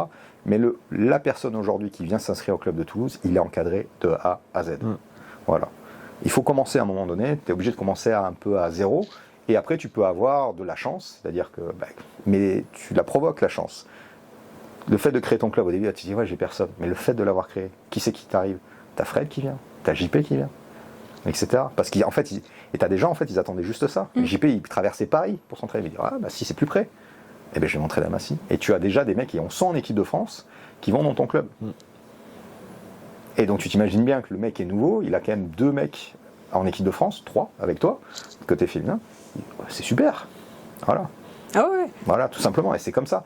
Et cette 3e personne qui apprend au bout de 3 ans, 2 ans, bah, elle sera aussi à même de coacher un débutant également, et c'est comme ça que les clubs se créent, tout simplement. Et après, si tu veux un diplôme de coach, tu as eu un mais dans ce sens-là, tu peux après passer un brevet fédéral. Ça, c'est plus pour le côté officiel de la chose, et des fois certaines mairies vont te le demander pour encadrer officiellement, d'avoir un diplôme fédéral. Mais tu peux, aujourd'hui il y a plein d'athlètes en France qui sont largement le niveau du BF, hein, largement, parce que le BF c'est pas, mais ils n'ont pas le côté officiel d'avoir un joli diplôme papier que la Fédé délivre. Mais tu n'es pas obligé d'avoir ce diplôme-là pour ouvrir ton club. Voilà, il peut arriver après. Donc, ok. Voilà. Donc, mais en fait, c'est faire. Quand tu fais, tu provoques la chance arrive, tu regroupes du monde, tu regroupes aussi des gens qui vont t'aider dans la gestion du club. Parce qu'au début, tu te dis, ah, attends, mais je suis présidente d'un club, j'ai tout ça à gérer, j'ai mon côté athlète, j'ai mon boulot, ça va être compliqué au début, est-ce que je vais le tenir longtemps? Oui, mais après, le club, 2, 3, 4, 5, 10, 15, 20. Le cas de Toulouse, au début, ils étaient tout seuls. Maintenant, tu as une équipe de 6 ou 7 pour gérer le club. Quand il y a le président qui ne peut pas, le secrétaire, bam, chacun tourne. Et donc, du coup, la charge de gestion du club, elle est répartie sur cette personne. Alors qu'au début, elle tient sur toi. Et comme dans toute chose, il faut une personne qui déclenche le truc. Mais ce que je dis à tous ceux qui veulent créer des clubs, alors aujourd'hui c'est encore plus simple parce qu'il y a les réseaux, il y a YouTube, il y a Instagram qui fait que tu peux faciliter ta communication. Maintenant l'IA, tu peux créer des logos aussi comme ça, ce qui n'était pas le cas à l'époque. Donc il y a plein de choses qui facilitent, mais il faut faire. Si vous ne faites pas, vous ne provoquez pas la chance, en fait. Vous ne mettez pas en lien les gens. Et une fois qu'il y a une personne qui crée quelque chose, moi j'ai plein de clubs qui sont créés, et je dis c'est incroyable, depuis que j'ai créé le club, on est 10. Et le mec pensait qu'il était tout seul. Ouais. Mais parce qu'il fallait une personne qui fasse le premier pas, et tout le monde s'agrège dessus, et puis après tu vas trouver les personnes qui sont aussi capables de s'engager comme toi dans la vie associative. Parce que après, dans tout club, tu as ce qu'on appelle les gens qui s'investissent un peu, et puis tu as les athlètes consommateurs purs. Et ça, dans tous les clubs, tu as des gens qui ne sont pas vocation tout le temps à s'investir. Ouais. Eux, ils font leur côté athlète, ils viennent, ils payent leurs cotises, ils viennent, ils partent, et ils ne font pas vivre autant que les autres l'association, mais ça fait partie de tous les clubs, dans tous les sports, c'est comme ça. Puis après, faut le reconnaître, c'est pas évident. Et moi, typiquement, j'ai la chance aussi d'avoir pu m'appuyer sur une structure qui existait déjà. Bien sûr. Et du coup, ça a pu me soulager une bonne partie du travail. Mais ça, je suis pas du tout la seule à l'avoir fait. Bien sûr. Et il y a plein de gens qui peuvent le faire. Allez voir les salles qui existent déjà. Il y a des salles qui sont affiliées déjà à la FF Force. Donc en plus, il n'y a même pas ça à faire. Il y a des salles qui seraient des clubs de muscu qui seraient disposés à s'affilier. Enfin, allez voir les gens. Voilà, on parlait tout à l'heure du cadre que j'ai mis en place. Le fait qu'on soit un sport agréé, délégaté à un sport de haut niveau, fait que quand vous créez votre association, vous allez être bien reçu par les mairies, vous allez plus facilement avoir accès aux salles, etc. etc. Et en plus, l'AFF Force est une fédération multidiscipline, force athlétique, bras de fer, culturisme, kettlebell, functional training, street curl, etc. etc. Et il y a déjà des clubs qui existent. Et un club qui est déjà affilié, il est affilié à toutes ces disciplines-là, en fait. Donc, l'union fait la force, tu peux t'agréger à déjà une structure qui est déjà là. Donc, tout le travail administratif est déjà fait. Ouais. Tu n'as plus que le travail sportif, tu vas gérer la section bras de fer du club par exemple, de FF Force, de force athlétique qui existe déjà. Ouais. C'est le cas de Massy, qui était un club de force haltéro. Altéro c'est un peu sur le côté, mais la force, et donc tu arrives déjà dans une structure qui existe déjà, avec déjà du matériel, et toi tu n'as plus qu'à, entre guillemets, gérer la partie vraiment sportive, bras de fer, qui te fait gagner un temps énorme. Et ça existe dans énormément de villes. Mais bon, voilà, il suffit de soit contacter la Fédé, soit me contacter directement, et je vous dirai la marche à suivre. Oui, ça se fait bien. Mais je pense que, de toute façon, il faut accepter qu'on est un sport jeune et que ça vient avec des difficultés qu'il n'y a pas dans un sport qui est bien installé. C'est pareil. La plupart des autres sports qui sont installés depuis longtemps, ils ont d'anciens athlètes qui sont à la retraite, qui ont plein de temps et qui ont du temps pour être bénévoles et faire plein de trucs. Et qui ont envie de le faire parce que ça fait partie de la retraite, ça les occupe, etc. Alors qu'effectivement, je vais juste prendre mon exemple. J'ai 39, j'aurai bientôt 40. Je suis dirigeant de Fédé, ce qui n'est pas normal. En fait. Puis je suis athlète de haut niveau. Normalement, ça se voit nulle part. Mais c'est parce qu'il n'y a pas le choix. On est un sport nouveau. Et à seulement 39 ans, je fais partie des vieux. C'est-à-dire, je fais partie de ceux qui vont... je serai le premier vraiment vieux à gérer ce sport-là. C'est-à-dire que si on va toucher du bois, tu vois, si je suis toujours là à plus de 60 ans, je serai le premier retraité à m'occuper vraiment du bras de fer, sûrement. Avec Joseph un peu avant moi quand même et du coup oui c'est vrai, avec Joseph on est les deux anciens, mais on n'est pas des anciens, on a juste il a un peu plus de 40 ans Joseph, moi je vais voir, c'est super jeune. C'est super jeune, mais c'est le cas de tous les clubs. La majorité des présidents de clubs ils ont moins de 30 ans. Tu ne vois ça dans aucun sport établi, mais en même temps on est un sport officiel en France depuis 2019, donc c'est hyper récent. Donc ouais, c'est ça. On est obligé d'accepter que c'est un état de fait de notre sport à l'heure actuelle. Et il faut qu'il y ait des gens, comme tu disais, il faut qu'il y ait des gens qui viennent en premier, qui essuient les plâtres, et puis après, ce sera plus facile pour les autres. Bien sûr, c'est ça. Et mine de rien, moi, je vois, même sans avoir vraiment, disons, de coach attitré, tu vois, dans le club, on a Tancred qui a fait les France cette année, qui sont super bien sortis en espoir. On a Carlos que vous avez rencontré ce week-end qui est super balèze. Il y a plein de... Il y a une nada, j'ai enfin recruté une fille 100% bras de fer, une grimpeuse. On a fait une démo à Arcos Massy et une grimpeuse giga forte qui a une toute légère qui a flashé de fou. Et je faisais les initiations pour tout le monde, et puis elle a 55 kilos, je la tiens, je me disais oh là là, mais qu'est-ce que c'est que ce truc, génial. Et du coup depuis, alors mordue, je crois 2 jours après, elle était inscrite au club. Là, toutes les compètes qu'elle peut faire, elle va les faire, exceptionnel. Et voilà, même si on n'a pas de coach, machin, entre nous, on arrive quand même à progresser et on arrive quand même à faire des choses. Et ça y est, ça commence à être quelque chose de solide. On a des vrais ferristes qui ont commencé dans ce club. Donc on pourrait se dire, on se retrouve juste entre nous pour tirer, mais en fait, c'est plus que ça. Donc je pense, n'hésitez pas à vous lancer.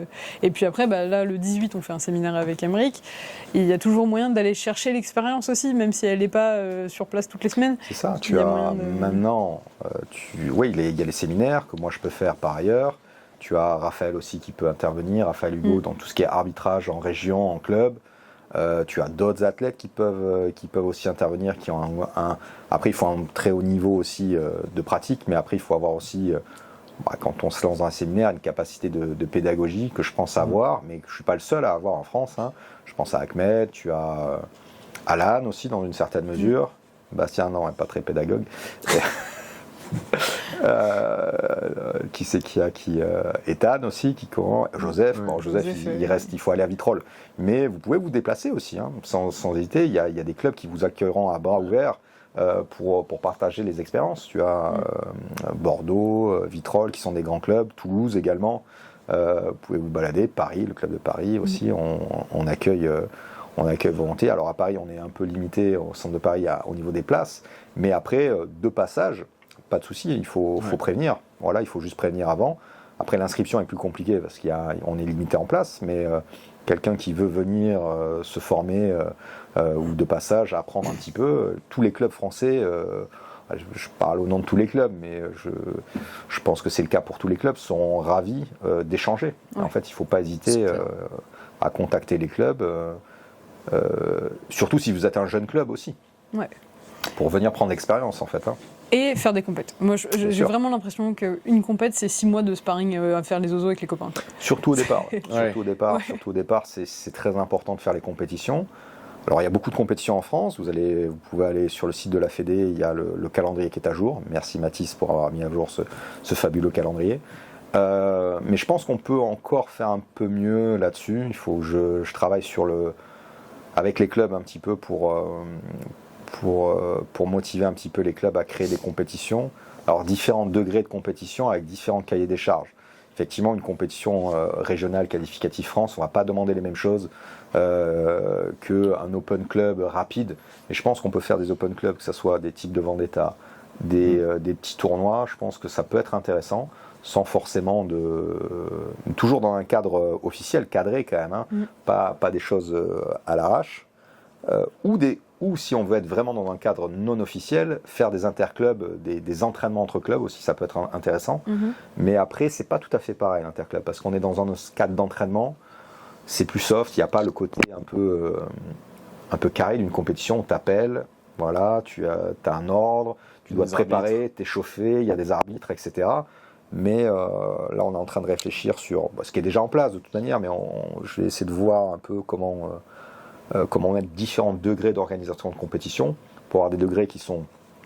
il y a championnat de France, les compètes inter, championnat de France, et après les open régionaux qui demandent un cahier des charges qui est assez conséquent quand même, et après les open clubs qui existent déjà, et peut-être le rendre, le cahier des charges plus lisible, ou le distribuer un peu plus aux clubs qui puissent comprendre que c'est pas si dur à mettre en place une compétition, même si elle doit quand même respecter quelque chose, enfin des cadres. Une compétition, ça doit rester carré, ça c'est l'image de notre sport, c'est la sécurité des athlètes aussi. On ne peut pas faire n'importe quoi dans une compétition, mais on n'est pas obligé de se mettre sur des standards du championnat de France non plus.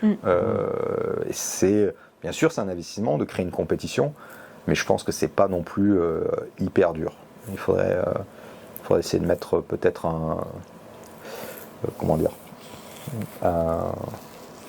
une feuille de route assez simple pour que les gens aient plus qu'à suivre et qu'il y ait plus encore d'initiatives de compétition locales. Pas obligé de faire des compétitions en attendant que toute la France vienne à sa compétition. On peut faire des compétitions où il y a 2-3 clubs qui se déplacent, pourquoi pas, ça suffit. Quand on faisait les Vendetta à l'époque, il n'y avait pas, en région parisienne, il n'y avait pas énormément de monde qui venait. C'est ça. Mais c'était. Mais déjà se mettre dans une ambiance compétition avec des arbitres, au moins un arbitre qui est formé, avec un diplôme, qui peut encadrer les autres. Ok. On n'est pas obligé d'être comme au championnat de France avec que des arbitres diplômés. Mais pour une compétition, un type Open Club, un arbitre seulement avec un diplôme national. Et après, les autres arbitres peuvent se former sur le tas et l'arbitre veille à ce que ça soit encadré. Voilà.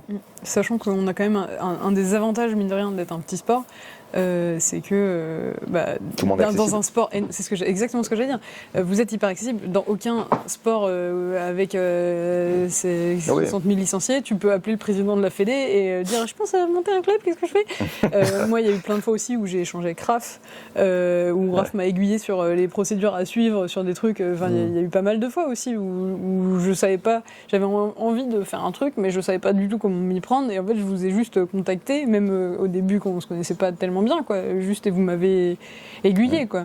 Et je pense que ça, c'est aussi une chance qu'on a. Il faut en profiter. Il y a des infos qui sont un peu plus difficiles, difficiles d'accès. Il y a des trucs qui sont un peu plus compliqués à démêler, surtout quand t'as pas forcément l'habitude de ces trucs-là.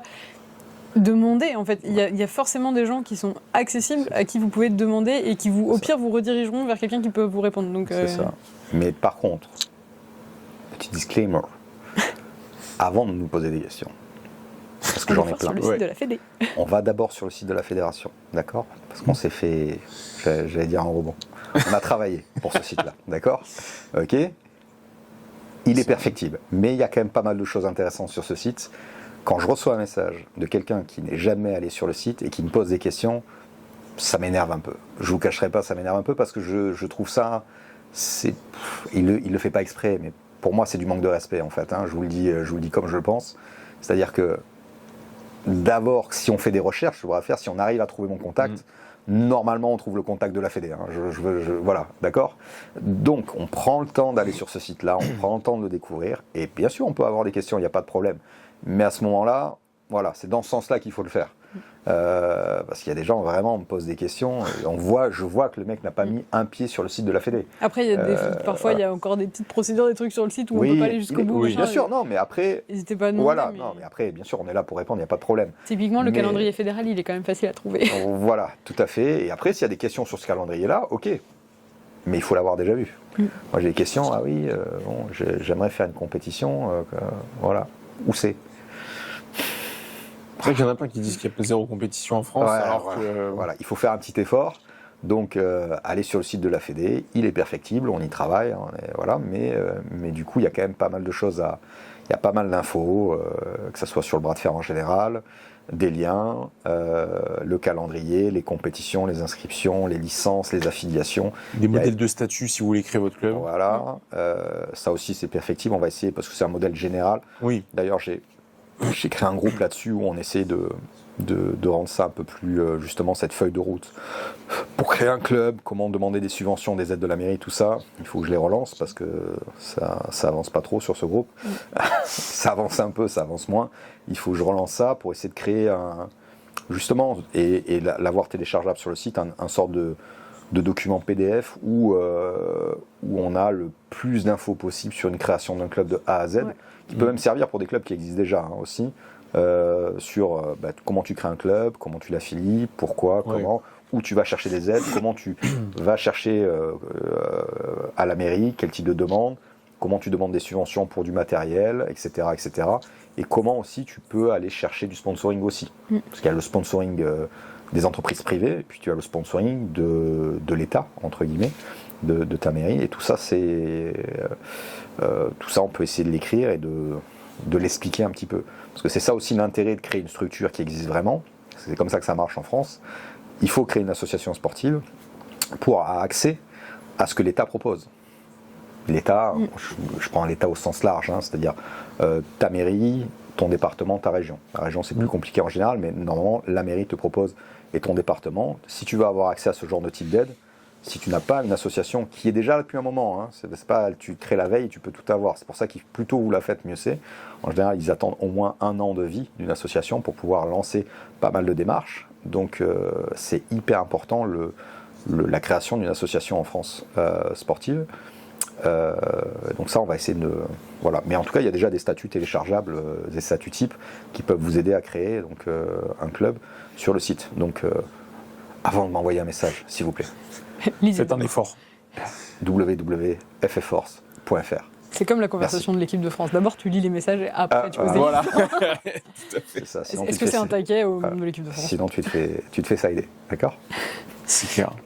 D'ailleurs, j'avais une question à ce sujet-là pour Raph. Est-ce qu'il y a des séminaires d'arbitrage qui sont prévus en dehors des compétitions? Alors, même dans le futur, à moyen terme, quoi. Oui, il y a des... Donc, pour ceux qui ne connaissent pas, en gros, on organise une formation d'arbitrage avant les championnats de France pour prétendre au diplôme et être diplômé nationalement. Tout le monde ne peut pas à chaque fois venir au championnat de France ou prendre la journée la veille pour participer à l'intégralité du séminaire. Donc, on travaille actuellement avec le panel pour justement organiser des séminaires donc qui ont vocation aux athlètes et toutes les personnes qui veulent s'initier à l'arbitrage sans forcément avoir un diplôme à la fin, mais c'est pour comprendre vraiment l'arbitrage et en tant qu'athlète, savoir ce qu'on a le droit et ce qu'on n'a pas le droit de faire. Et à côté de ça, il y aura les formations qui seront diplômantes avec je pense que c'est une bonne idée, un cahier des charges à respecter parce qu'il faut un examen en mise en situation réelle, donc il faut absolument organiser une compétition après pour que nous, on puisse évaluer derrière. Donc oui, ça a vocation à être mis en place. Les séminaires, il n'y a pas de souci. S'il y en a qui veulent organiser des séminaires d'arbitrage, vous nous contactez, vous me contactez, et puis on voit comment on peut s'arranger.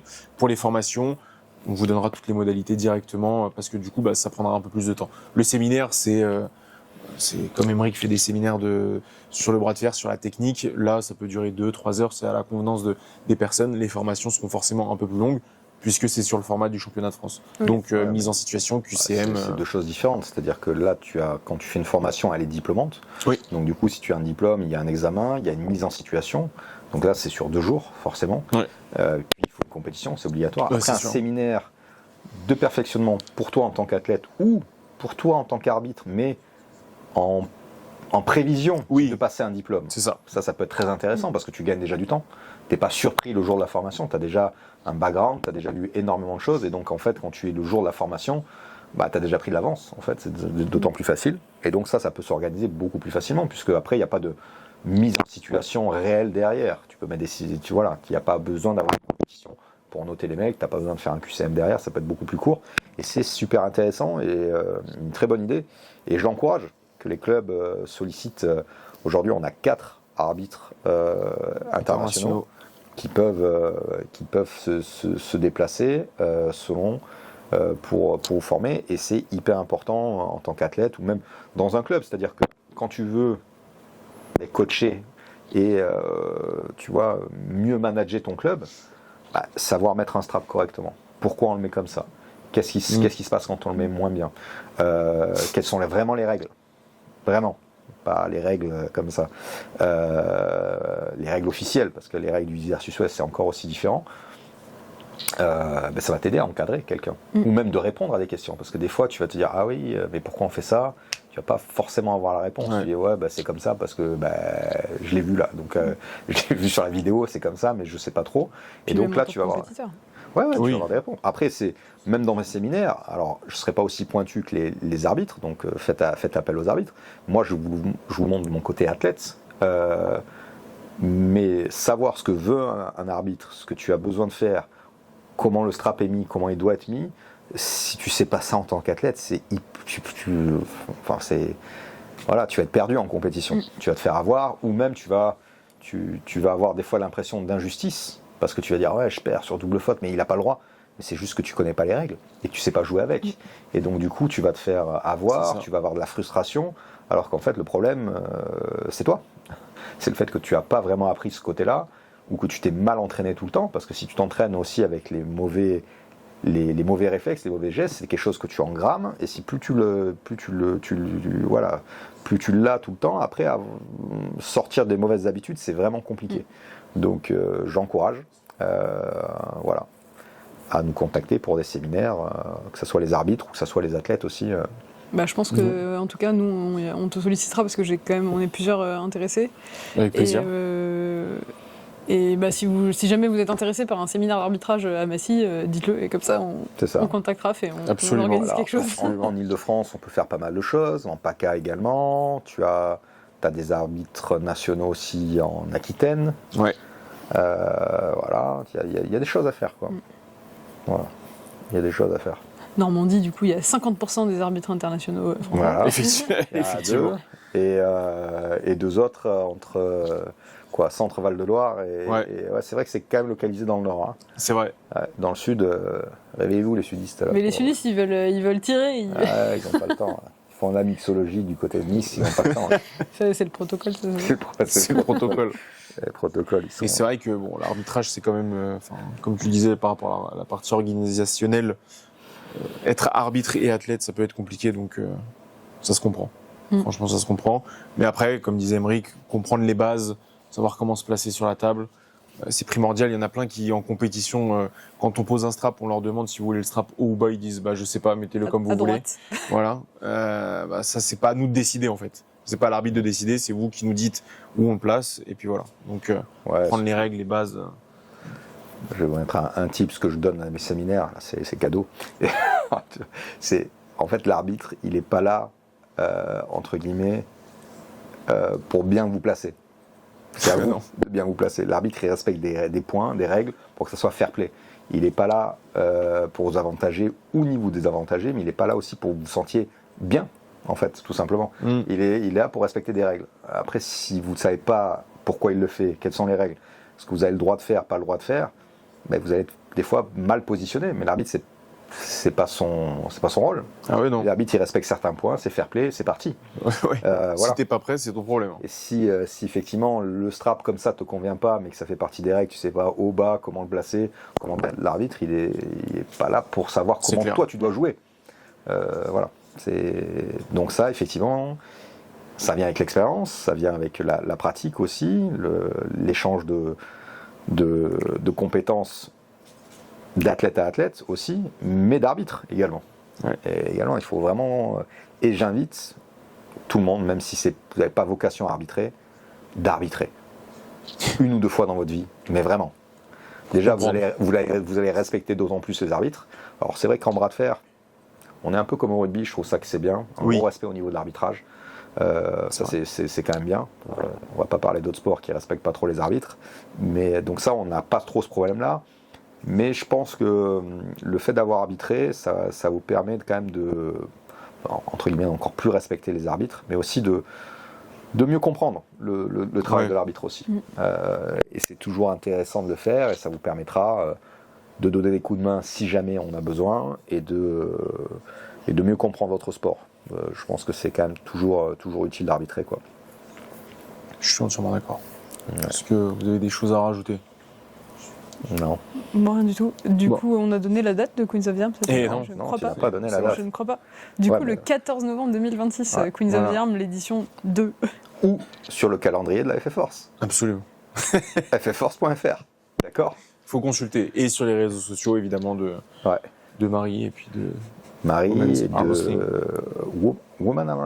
Arm Wrestling France. France. Les ferristes françaises, si jamais françaises. il y a les deux. Donc vous pouvez chercher les ferristes françaises, vous nous trouverez, il n'y a pas de souci. Donc abonnez-vous pour ne rien louper de l'actualité, que ce soit Marie, du Queen of the Arms, de toute l'actualité du bras de fer sportif féminin, quoi qu'il arrive. Je ne sais pas si tu as d'autres mots à... Pour moi, c'est tout. Je suis super contente d'avoir eu l'opportunité de discuter de tout ça. Avec plaisir. Merci à toi d'être venu et puis de mettre Et le premier podcast de féminin. Oui, premier podcast vrai avec, De l'histoire. C'est Voilà. vrai. Il fera date. de l'histoire. Voilà. À noter. Absolument. noter. Hors de la salle numéro 7. Numéro 7. C'est historique. Ouais, c'est historique, mesdames et messieurs. Voilà. Donc, n'hésitez Monsieur, pas à mettre un commentaire pour nous dire ce que vous en avez pensé, qui vous aimeriez voir, à vous abonner, à activer la cloche, à mettre un like, à partager, évidemment. Et surtout, n'oubliez pas que le travail et la détermination payent. Force et honneur. Lâche pause bleue. Voilà. Lâche pause bleue. Sinon, on envoie à qu'un. Je pouce bleu. Mon ami, bienvenue sur la chaîne Bras de Fer Sportif. Es-tu abonné? N'oublie pas de liker et de commenter mes vidéos. Abonne-toi. J'hésite.